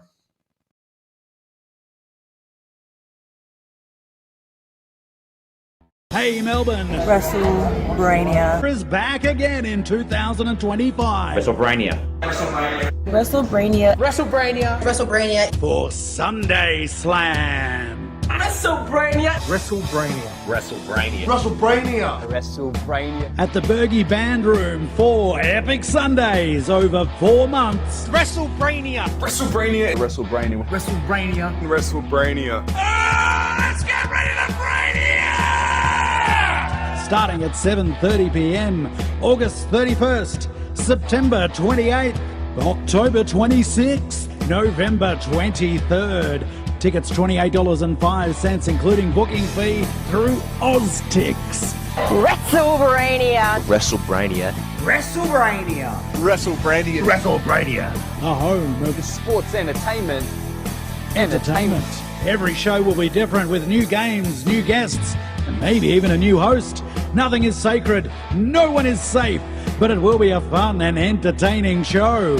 Or will it? Yes, it will. WrestleBrania Sunday Slam. Hey everybody, it's Radar Superstar Cope, Adam Copeland. I got a bunch of handles. Anyway, call me what you want, but you are listening to WRA, Wrestle Radio Australia. Welcome back to Making Chicken Salad, where we are going to talk about everything going on around the world of wrestling, including the biggest news from WWE this past week. Thanks, Jeff. The return of AJ Lee. That's right. The storyline's been building with CM Punk needing some help against the team of Seth Rollins and Becky Lynch, and AJ Lee made her return on SmackDown this past week before showing up to cut a promo on Raw with Becky Lynch's stolen Intercontinental Championship belt. Almost called it the Intercommonwealth. Too much MCW. Too much MCW, man. I enjoyed it too much. This is building towards a Seth Rollins and Becky Lynch versus CM Punk and AJ Lee match at WrestlePalooza. I'll pass to Jeff. Jeff, what do you think of AJ Lee returning to WWE? She looks great. I'll have more to say later. That's kind of where I'm leaving it for now. I'll talk more about it. Wonderful. Todd, thoughts? Did you notice her return promo felt an awful lot like CM Punk's return promo in AEW, where he's like, when he was like, I had to go away, I had to go and get better. Yep. It was very like, I really actually enjoyed that mental health aspect of her promo. I thought it was great.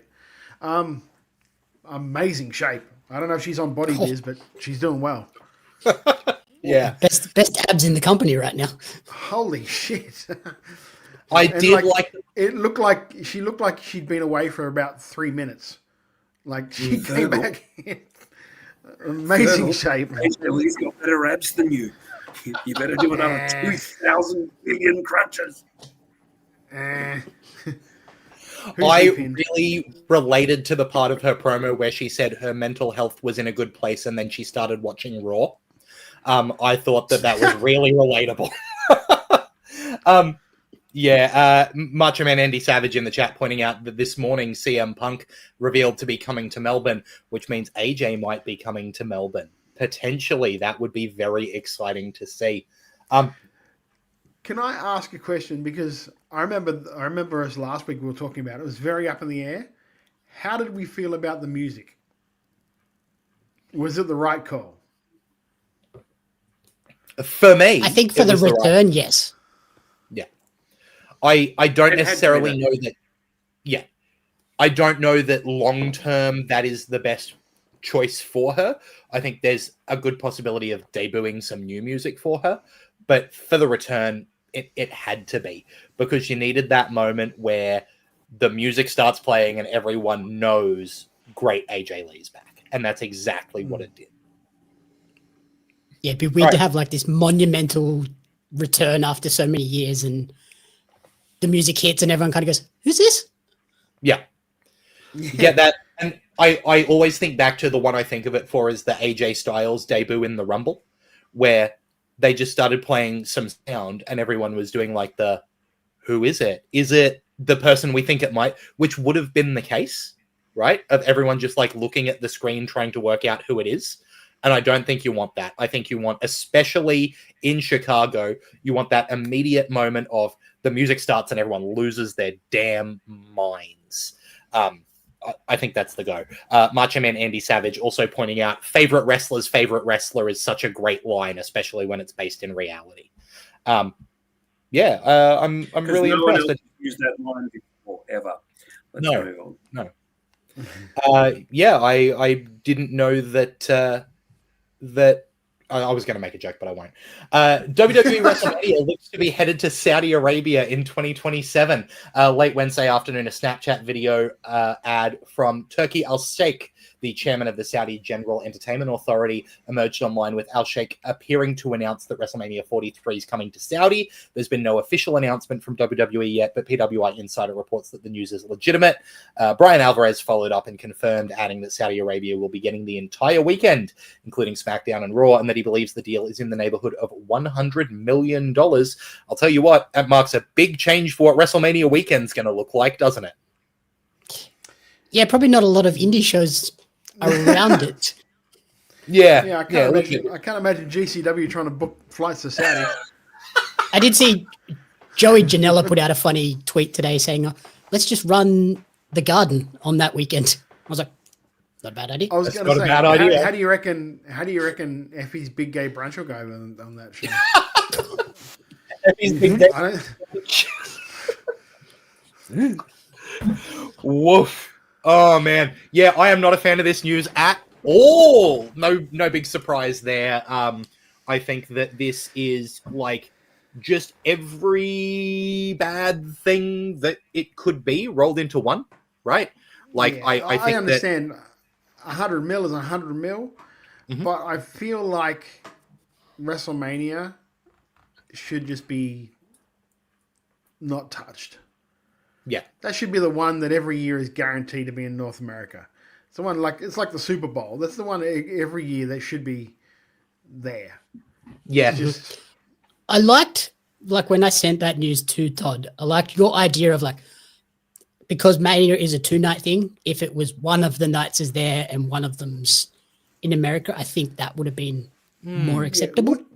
you remember back in the day, back in the day, WrestleMania 2 was in 3 different venues. Yeah. On the one night. And it did not work. No, well, that was fucking. Yeah, that's in the one night, not years ago. 2 different days. It was also 40 years ago. It was 40 Technology years ago. is somewhat more advanced now. Yeah, but it did. I think the big problem was, like Jamie said, you ended up with 3 arenas full of people, each watching 1/3 of a WrestleMania, right? Yeah. Like, and then watching the rest of it on a screen in an arena, like. I think they used my internet for fucking WrestleMania 2, by the way. It's going tonight. Look, I hate this. I can't tell you how much I hate this. There's no words to describe how this is not great in so many ways. Like, that part of the world is so problematic now. And it's again, it's that concern, not just the Emil Kosoglu thing, but let's face it, North of, America is not exactly unproblematic at the moment either. Well, yeah, that's a good point. Very true. But at least in America, they're known and they can be safe. Here, it's, But look, I can't imagine you're going to get a lot of fans travel for this Mania. No. Yeah. But the money is there. That's why the next Disney park that's getting built is in Abu Dhabi, right? Like, they are shelling out the money for the big corporations to come and make it a tourist destination. I don't think it's going to get as much tourism for WrestleMania as a city in North America. I think there will be a couple of people who travel over. There'll be groups, but I think this is going to be a Saudi show. And I think it's going to be... There's 2 years to go. So who knows? Yeah. Who knows? Look how much the world has changed since 2023. Just the start of this year. Yeah, exactly. Since Trump took over the last 6 months, the world has changed crazy. Yeah, and I also think there's going to be an element of, black sheep WrestleMania when we look back, if it does happen in Saudi, right? Where it's like, we don't really very talk much about like the that. pandemic WrestleMania. Pandemic WrestleMania that happened with no crowd, that it's there, we just kind of background. I think it might be the same if this Saudi WrestleMania happens, where it's like, it's going to happen. People will like read the results. They might watch the matches they want on Netflix, and it won't really feel as much like a WrestleMania. Because I also think the time difference is going to play a huge part in it, right? Like, that's something that's going to be an element here that's not normally at play. What's the time difference between Saudi and America? Is it like... Couldn't tell you off the top of my head. But I also think that we're going to get a preview of this in a few months' time when Royal Rumble comes live from Saudi Arabia, right? So I think that it's interesting to me. I did see this as a potential thing. I wonder if it's not locked in yet and they want to just have that test run of running a major, Big Four pay-per-view in Saudi Arabia, see how it goes, see what the viewership's like live, and potentially make some decisions from there. Because, we've heard that this is confirmed through Brian Alvarez and through the Sheikh, who will have their own reasons respectively for reporting that. I think it got posted, then got taken down. Yeah. So it went out when it shouldn't have. Yeah. So it's there's a 7-hour difference between Saudi Arabia. Like, when it's 2:30 in the afternoon in Saudi, it's 7:30 a.m. in America. Yeah, so it's like, anyway. It'll be, so if for the Americans, it'll be like us watching Mania. Yeah, exactly. Yeah, which will be interesting, So that's, something that we will see going forward.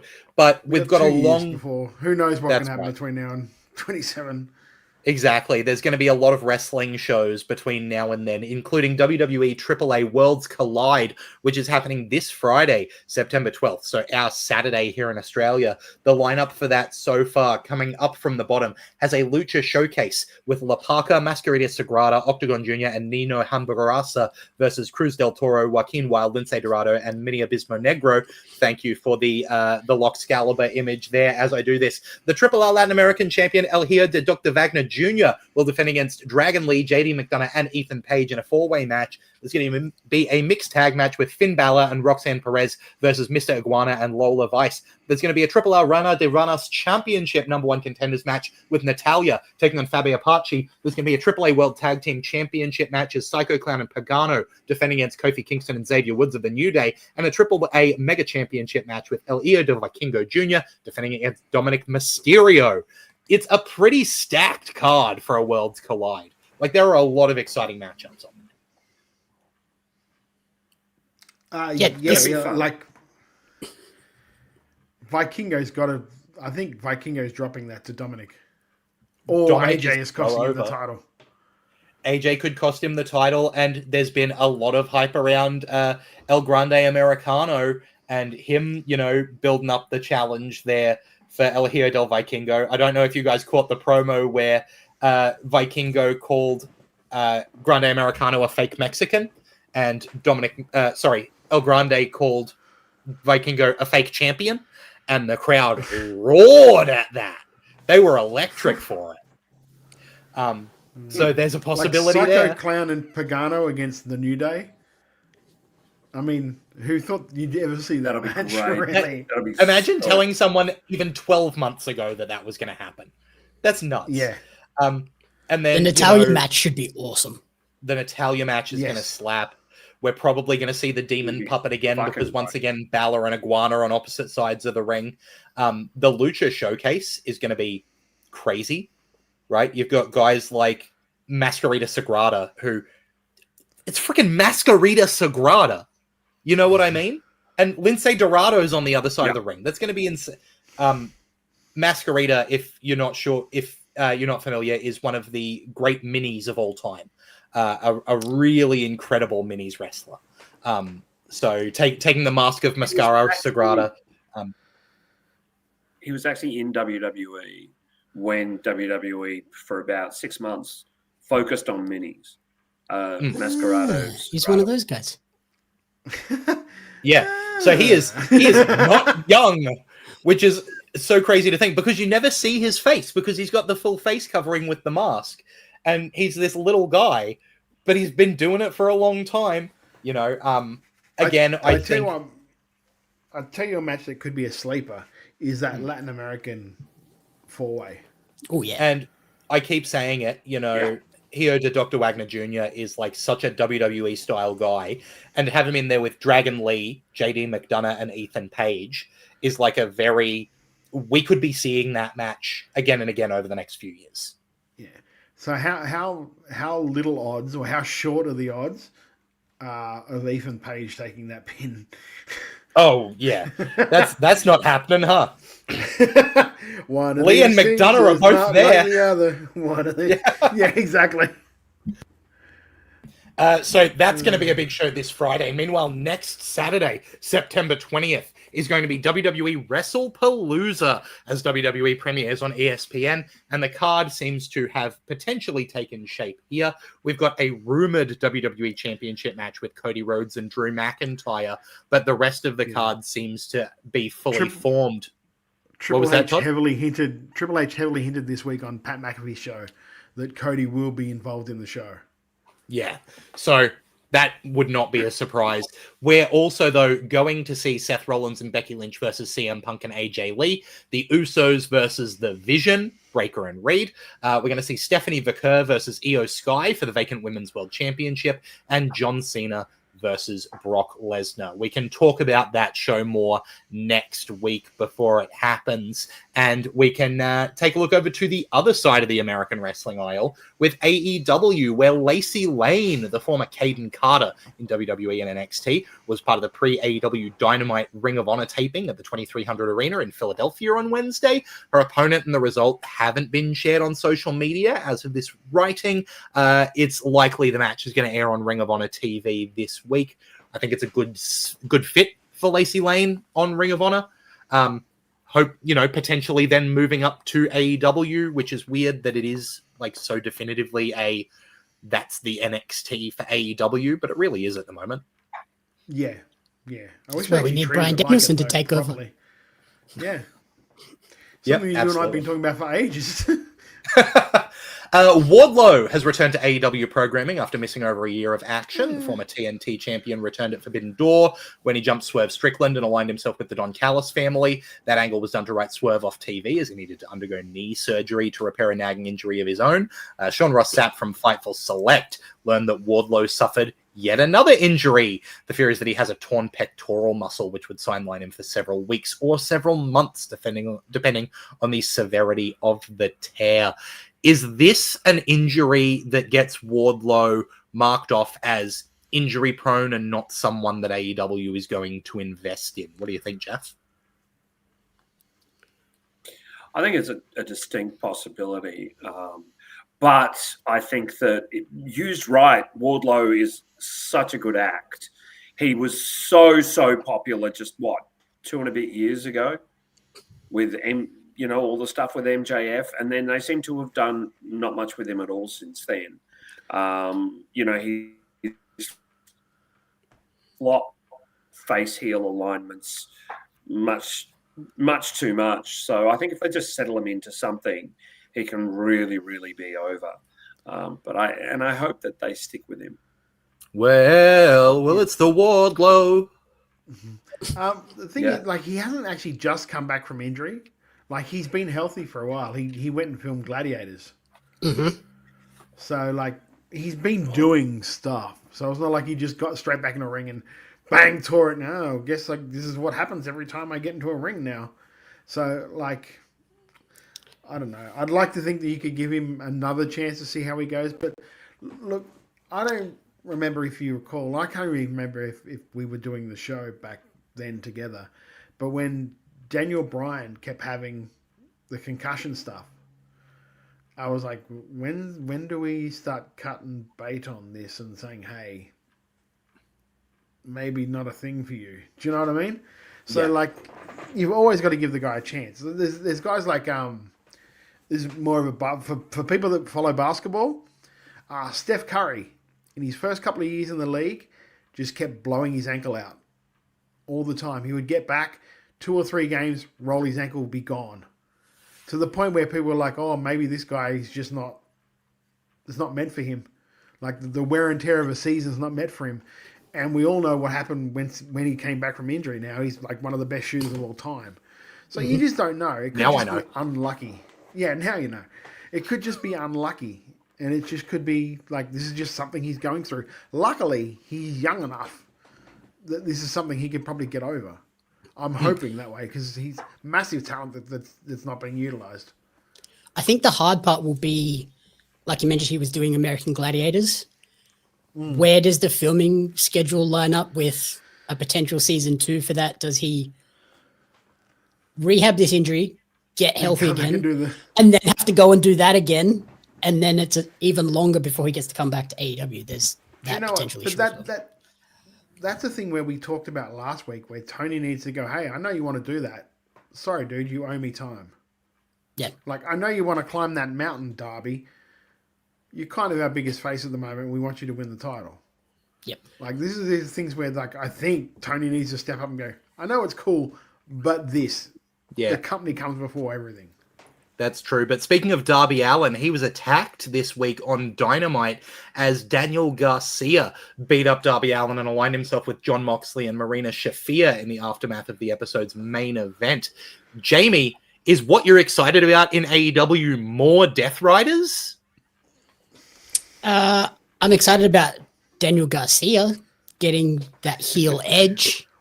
I did pop on the stream watching it today that they did the WWE black hoodie reveal. Yeah. Yeah, we need more people opening a black hoodie to reveal their face. That's the way it's done. Jeff, do you like the idea of heel Garcia here with the Death Riders? I think that done well, yes. If he just becomes another guy, no. It's time for Daniel Garcia, whether as a face or a heel, to be a deal. Like the crowd buy into what he is, they buy into what he's doing. And it's I don't want him time to be. I don't want him to stand shoulder and shoulder with Wheeler Yuta in that group. No, because we know how much you value and love Wheeler Yuta, your favorite wrestler, Tardy. Yeah, but the one thing that has been missing for AEW for way too long, and we are finally getting, that's right, we got a tournament, baby, let's go! The AEW Unified Championship has a tournament featuring its champion. So, flashback to Jess Troy in Coliseum here, because Kazuchika Okada is going to have to defend that Intercontinental, too many title names here, going to have to defend that Unified Championship against Michael Oku in the first round of a tournament. That's happening on Collision, Collision's also going to feature Konosuke Takeshita versus Anthony Bowens in a first-round match. And then there's going to be the Beast Mortos taking on Mascara Dorada, not Masquerita. Masquerita's the little one. Mascara's the big one. In another match, which is going to end with a three-way match as the final at AEW All Out for that Unified Championship. Todd, are you excited? Or let me ask this question. Is there any universe in which Okada loses this tournament? I fucking hope not. I'm very interested to see what they're going to do, though, because potentially, if you look at the way it probably should, iron itself out, it'll be Okada v Takeshita v, I think, Dorado. So then you've got two members of Mascara Dorado. I think Beast. I think it's Mortos. I think Dorado, just for the fact that it pushes the CMLL angle a bit more. Yeah, it could be. But you also have Mercedes Hogan influencing the Beast. Yeah, fair. But also though that means in that match you've got two members of Callis family going up against each other for that title in something where if you're going to do that, I don't know why you're adding the third person into that mix. So that you can potentially have a breakup but not have one of them get pinned, I guess? Yeah, but it's very watered down. Look, I mean, let's put it this way. Michael Oku is not beating Okada in the first round of a tournament for Okada's title. As much as I'm thrilled to see Oku getting on AEW because Oku's great, it's not going to happen. And then I don't think Anthony Bowens is beating Takeshita, right? Whether it's Mascara Dorada or Brutus the Barber Mortos is going to be seen. But yeah, and Alex Fireheart mentioned, as I pointed to before, that he'd combine the international and continental titles into the Unified Championship. That's why I called it the Intercontinental Belt. Obviously, I'm right all the time. Thank you, Alex. Jeff, did you have something to add? I see what you did there with the Brutus the Barber Mortos. Yeah, thank you. I'm very clever. All-out card... I actually think Okada loses. In the first round? No, in the final. I think Okada wins the title. Takeshita wins the title. Hogan, etc., etc. You do the rest. Yeah, thanks, Jeff. And that is potentially the reason you have it as a triple threat there, right? Because you can have Takeshita pin Mortos or Dorada, and then go, now I'm the champion, but Okada goes, I never, got pinned for that belt. But then they're in the same faction. There's an interesting story to tell there. No offense though, you look at that tournament bracket and I look at Anthony Bowens, and once again in my head, One of these things are not like the other. You know what I mean? It's like, geez. You don't think that about the Beast Mortos? No, because he's been placed like he's been used. He's been used like well by AEW for the last couple of months. So he's been positioned well. Bowens was hot a couple of years ago, but like, you know. Yeah, as a tag guy, they're trying to make him into a singles guy, and it's just fallen flat. Well, let's look at the card for All Out Toronto so far. It's going to happen on Saturday, September 20th, so we can talk about it more in detail next week. But so far, we're going to have an AEW Women's World Championship match with Toni Storm defending against Tekla, Jamie Hayter, and Chris Statlander in a four-way match. A stipulation to be determined for MJF versus Mark Briscoe, as MJF abandoned his honeymoon to come and get in the grill of Briscoe. It's going to be a coffin match between Jon Moxley and Darby Allin. We're going to have the Hurt Syndicate with Shelton Benjamin, MVP, and Bobby Lashley taking on Ricochet and the Gates of Agony with Bishop Khan and Toa Leona, as well as the AEW Unified Championship three-way match, as we just mentioned, as the final of that tournament. The TBS champion Mercedes Moné is going to defend against Riho. We've got Adam Copeland and Christian Cage taking on FTR, Dax Harwood and Cash Wheeler. And in the main event, presumably, AEW World Champion Hangman Page is going to defend against TNT champion Kyle Fletcher, but Fletcher has to be alone with no help from the Don Callis family. Just quickly, what do we think about the TNT champ getting the shot at the big one, Jeff? Oh, on a level of seeing Kyle Fletcher in a higher profile, yes, please.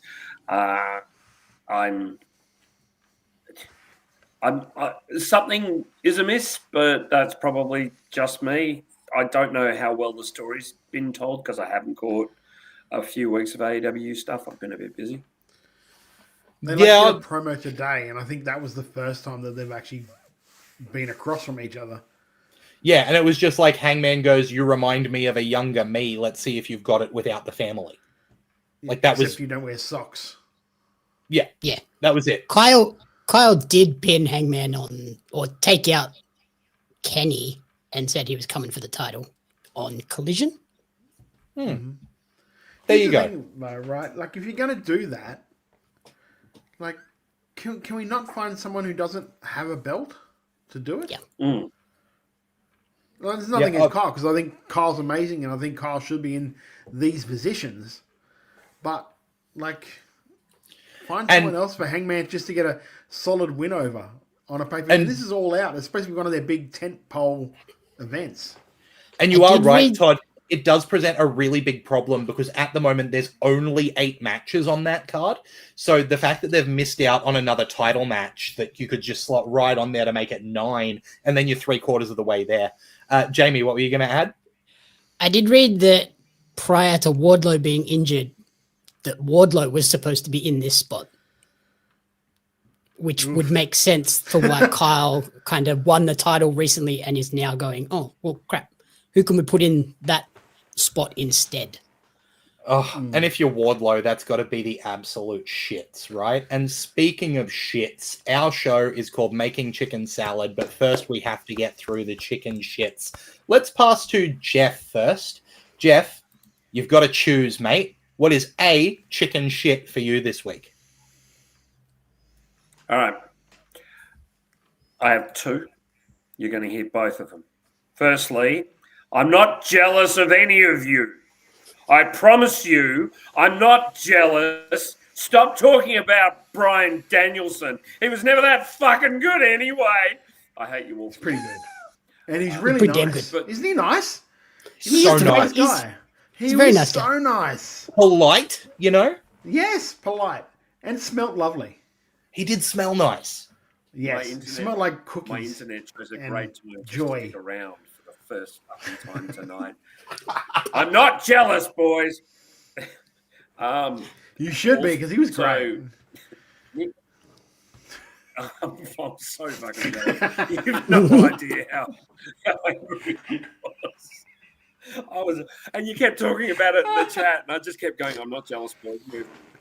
I'm so fucking steamy. Nikki Bella went about 9 minutes with Asuka when Asuka should have just eaten her for breakfast and spat her bones out. Fucking, that and the Saudi bullshit. I mean, all of it. Yeah, that's me. Yep. Jamie, I have got chicken a good shit? chicken salad, though. So I hate to do this one because I really like Eli Theseus or Ilya. I don't like the way he announced the name change with the sort of alluding to being done with wrestling and the retirement. Because, yeah, it just felt like you cheated people and made them get really emotional for just a name change. Yeah. Yeah, I Is don't that a disagree. heel like tactic though, to try and get more? Maybe they're going to start liking me, so I'm going to make sure they don't. I don't know. And just dropping the shackles of the whole pariah thing completely, like that character is now dead. It could be, but at the same time, like, I think there's more heelish ways to change who you are, rather than just making everyone feel kind of crappy. That's my. You know I think what? if it, in I think if it independent had all wrestling, just we been don't in, have TV episodes every week to do that though. That's true.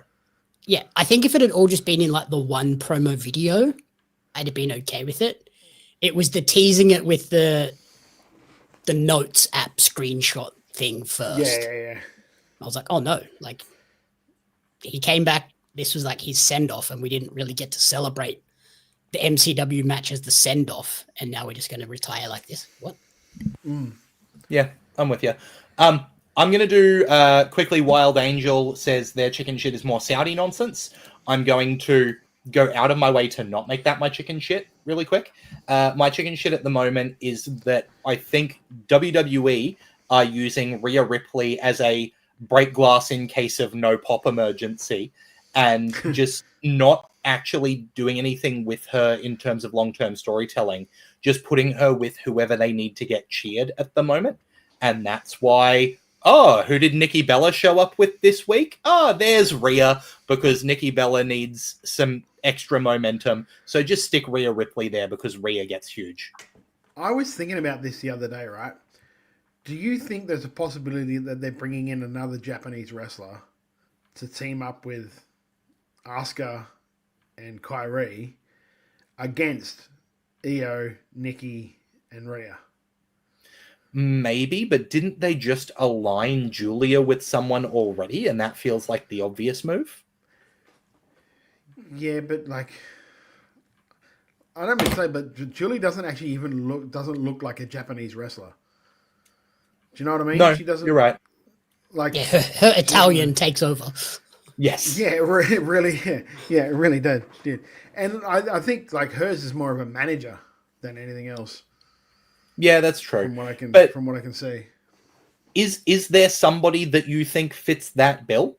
Because like, no, I'm just throwing it out because I was like, the only reason I can see him having, because they filmed a skit with Nikki and Io, and Rhea and Io, and Rhea and Nikki, so that puts those three together. Do you know what I mean? Yep. And there has to be a reason that those three are being woven in together, and it's got to be that maybe that there's another person coming in to be with. And I have no idea if there is. I've not heard anything like that, but it just feels a little. I get what you're saying. I also don't love the idea that they're just going to throw Rhea into a bunch of 6-woman tag stuff because she's also going to do the match at Homecoming with who is it against Fatal Influence? It's her, it's Tiffy, and it's Stephanie Baker. Yeah. So it's like the all-star team, like Jesus Christ. Yeah. It's crazy. But it's like, just throw Rhea in wherever we need a big pop. Do you know what would pop me and would drive the X, like AEW X fans? I think this would end them if they surprise announce Bozilla. Yeah, it would go crazy. That would go really crazy. All right, Todd, what's your chicken shit for the week? It's one I don't want to do because, like, I love the company. I was really excited to see this thing because I saw it popped up going, they're going to be live streaming their show. Sick, that's my night taken care of. I'm going to sit down, I'm going to watch some New Pro. It's going to be awesome. And it was filmed like somebody holding a mobile phone What do they call it? Vertical video. Vertical video. Vertical video. I love you guys, New Pro. You've got some of the best workers in the country. If you're going to do it, just turn the phone. I don't care using a phone. I don't give a shit using a phone. Just turn it. Like, I have a beautiful projector in my TV room, which gives me a 8-foot screen, of which I could maybe use 2 and a bit of it. Because that's the only thing that was showing the show. Yep. And that is a hard ask to watch 2 hours of that. And I couldn't. Yeah. Yeah, absolutely. Let's move on and be a little bit quickly. Alex Fireheart with a true chicken shit here. R.I.P. Katsutoshi Nagao. 21 is too damn young, and he didn't go gently into that good night either, given what led to his death. Yeah, really, that's truly tragic stuff there. And Wild Angel's right. It happened at the start of the week and completely forgot this happened. You know, really, really, like, true tragedy there, and that's horrible. There was another couple of wrestlers too in America that passed this week. Like, is it Chaka? Yeah. Yeah, as well. So, not a good week for that. No, I did see a couple of. That was another chicken shit that I wanted to say. Is some of the clickbaity articles, I saw a headline saying that a WWE wrestler had died. And it was Chaka because he had wrestled for Evolve, which is technically a WWE brand. Ugh. And it's like, come on, people. Have some fucking tact. Jesus. Even there was a couple of clickbaity headlines from the clips of my interview that went out. And I was like, no. Yeah. I don't want to be associated with that. I did not say that. He did not say that. And Andy Savage saying that his shit was NXT yesterday, thought Fatal Influence were made to look a bit silly, and short of winning the match, I'm not sure I see a great benefit. Hard to argue with that, I guess. Let's make it a bit more positive. Jeff, what's your chicken salad this week? My chicken salad is the fact that AJ Lee stood there with a microphone in her hands and talked about mental health and having fragile mental health. And I think that that's really important, particularly at the moment, and particularly as AJ Lee is still a relatively young woman and is admired by a lot of women. And I think that it's really, really important to highlight mental health and mental health issues. And I think she did it really, really nicely. And, good for her for talking her truth, and good for the company for giving her the agency to do it. Yeah, don't disagree. Todd, how about you? What's your chicken salad for this week? Well, mine is probably yours, so you can go ahead because mine is all right. Mine is yours by proxy, if that makes sense. I have a cheeky other one as well. So, but then we'll do that as a shared one. It'll make Jeff angry. So that's right. Which is a double bonus for me. Oh, that's even more chicken salad. Jamie, what's your chicken salad? I'm not jealous, boys. Move on. I think we share the same chicken salad, but I had a couple of others as well. I thought Collision this past week was great with the Eddie Kingston return tease. Obviously, Kyle getting a title shot. And the MJF run-in the day after his wedding. Yeah. That's commitment to the bit. And then the last one was... She knew what she was marrying. She knew what she was marrying. Yep. She knew. And then before we get into that last one, I'll do my other, general one quickly, Before you do that, Lachlan, we forgot to talk about this at the top of the show, but you got a scoop, and we didn't mention it. Oh, I did forget to mention my scoop, didn't I? Yes. Okay. We talked to... Well, I'll do this quickly, and then we'll talk about my scoop. Okay. How good was it? How good was it to see... Okay. Jeff, do you want to do your one more thing? I think sure. No. I wasn't. This week, SmackDown, Sami Zayn is reopening the United States Challenge as the Sami Zayn United States Challenge. And he and Cena had a lovely little match. The ending was fucked, but the match itself was great. It ran about 12, 15 minutes, and it was just wonderful. So if you haven't seen it, check it out. It's a chicken positivity, not necessarily the full salad. But I look forward to the Sami kind of Zayn. It's chicken salt. Yeah, it was kind of like Cena, like, well, I didn't get to face this guy, I didn't get to face this guy, I didn't get to face this guy. I'm just going to do all of their moves in this match. Yeah, that's very true. It was great. And I look forward to the Sami Zayn Open Challenge. I think it's going to be fantastic. So, we saw this week the return of someone who I am a huge fan of, who I think is wildly under-celebrated, considering that, like, really their career hasn't been that long. Like, grand scheme of things, 2012, was not all that long ago. For someone to have had a really exciting career and then disappeared into the ether, it's so good to see Tyler Breeze back on my screen as Tyler Breeze doing the Prince Pretty thing. That's just lovely. I love watching Tyler Breeze. I love the gimmick.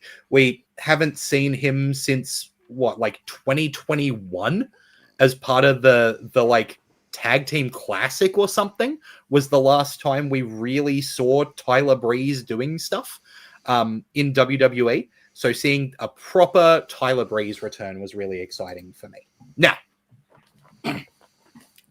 this week, Todd, Jamie, and I all got to talk to one of the greatest wrestlers of all time, one of my favorite wrestlers ever, Bryan Danielson. And that was special. Thanks, Jeff. Put it away.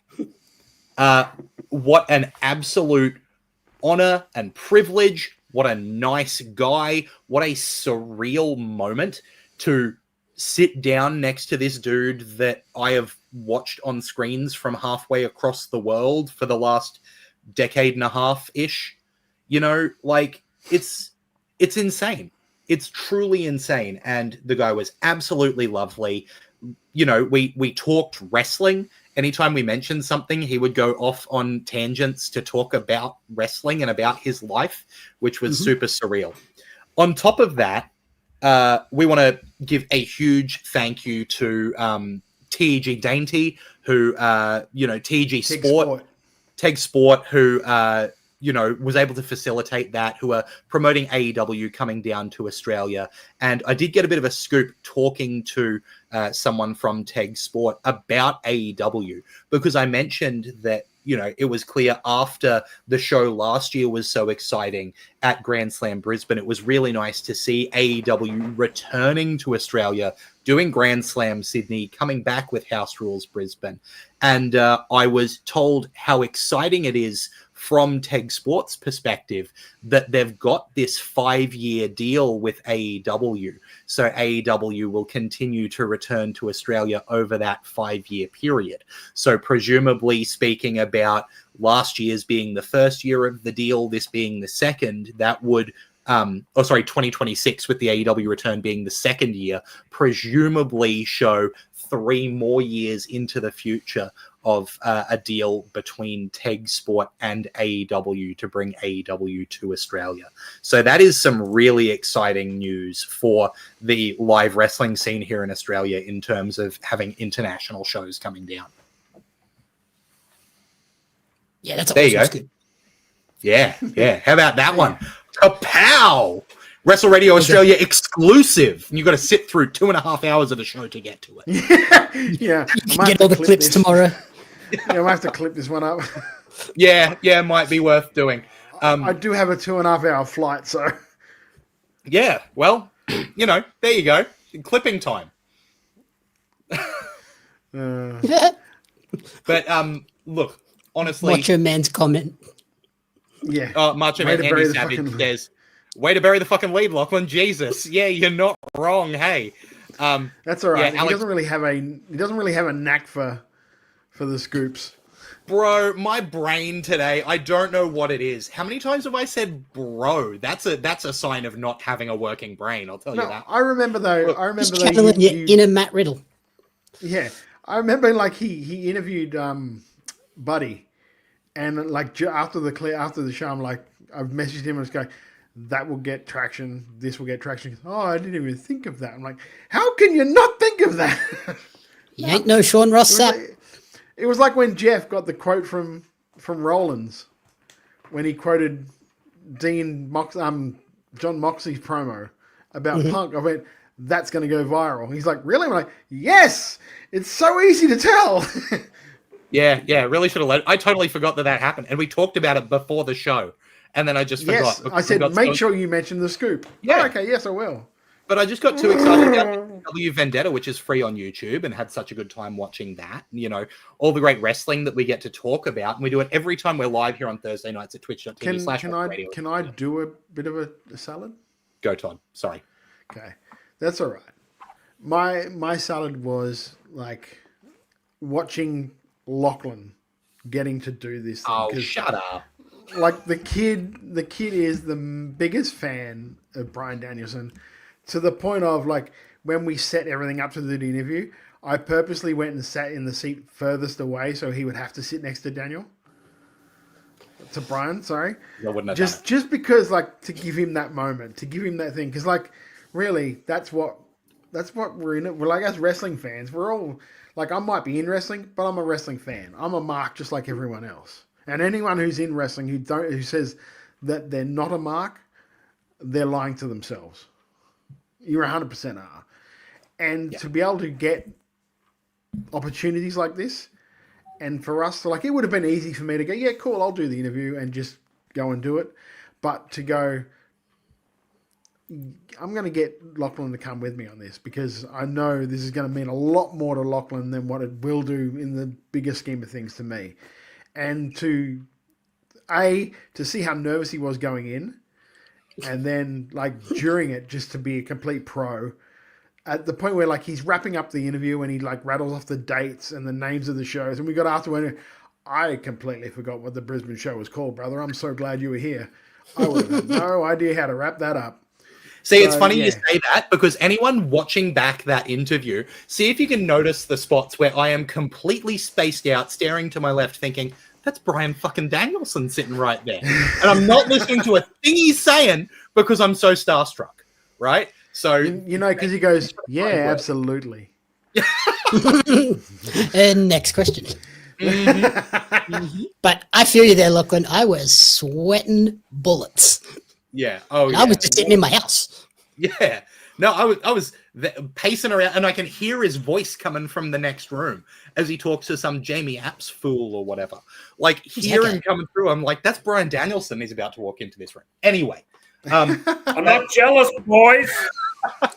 So, look, if you want to catch that interview as it goes live tomorrow, Friday, the 12th of September, the best way to do it is to make sure you subscribe to Wrestle Radio Australia. There's a ton of places you can do it for free. You can do it on YouTube, Apple Podcast, on Spotify, on Podcast Addict. You can do it at twitch.tv/Wrestle Radio Australia. I'll tell you what, if you're doing it on Apple Podcasts, if you could give us a rating and a 5-star review, that really helps us to get into more ears, spread the word around, get more opportunities like this amazing time we had talking to Bryan Danielson. You can also follow us on social media at Wrestle Radio AU on Twitter and Instagram. You can go over to Facebook. You can search for Wrestle Radio Australia. You can find us there. You can get our merch on Redbubble. Go to Redbubble, search for Wrestle Radio Australia. The proceeds don't go to us. They go to Beyond Blue and Gotcha for Life, two awesome charities that support men's mental health, especially here in Australia. And if you're looking for merch more generally, go to kickout.com.au. They've got merch of your favorite Queensland wrestlers, merch of your favorite wrestlers from around Australia. In fact, if you're a wrestler, if you'd like to get your merch on there, message the Kickout Instagram page. Let them know, and they can help you get your merch up at kickout.com.au.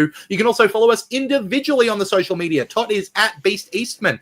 Jamie is at Jamie Apps Media. Jeff is at Wrestle_Brainia. Jeff, WrestleBrainia. It's WrestleBrainia season. It is WrestleBrainia season, monthly residency. One show a month there at the Bergie Band Room in Brunswick. It's our own Triple B. Our guests for the next show are almost ready to be announced. You won't believe this one. It's going to be a corker. Wicked. And while we're talking about awesome stuff that, you know, people here are doing on other platforms, Jamie, I understand you did an interview with Bryan Danielson. I did interview Bryan Danielson. You can check that out on the Barrier Magazine YouTube channel. You can also catch my interview with Damian Slater coming up on barriermagazine.com.au in the next week or so. Buy your Australian wrestling cards there. And also over on the Hive, come and watch Dynamite with me next week in the lead up to The pay-per-view, the go-home show on Dynamite. So that'll be a fun one.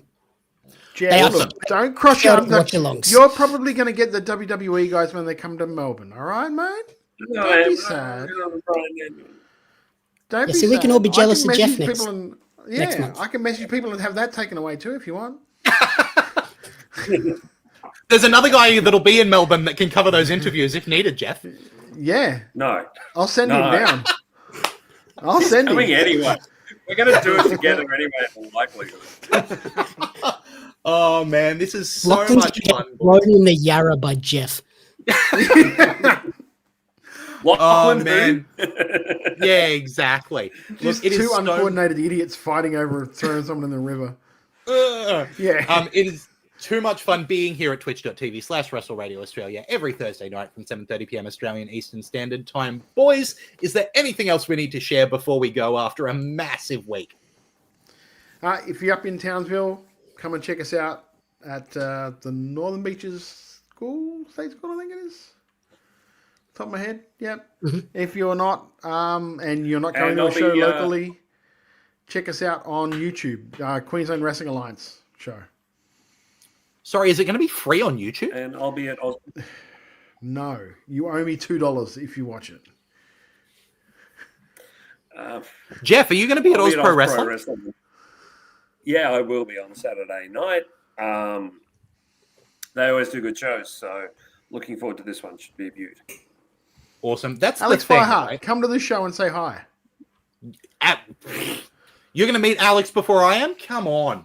After all these opportunities. Look, it has been so much going on and so much continues to go on in Australian wrestling and wrestling around the world. So we're going to be here to cover it at Naked Chicken Salad on Wrestle Radio Australia. On behalf of Jamie and Jeff and Todd, I've been Lachlan Albert. Till next time, have a good one. Not jealous. Here I was, blaming AEW for feeding you chicken shit, knowing you mindless millennials would be eating it up as if it were chicken salad, when it's really been your fault all along. Make chicken salad out of chicken shit. People is as people does, that's all there is to it. Put a square peg in a round hole, just never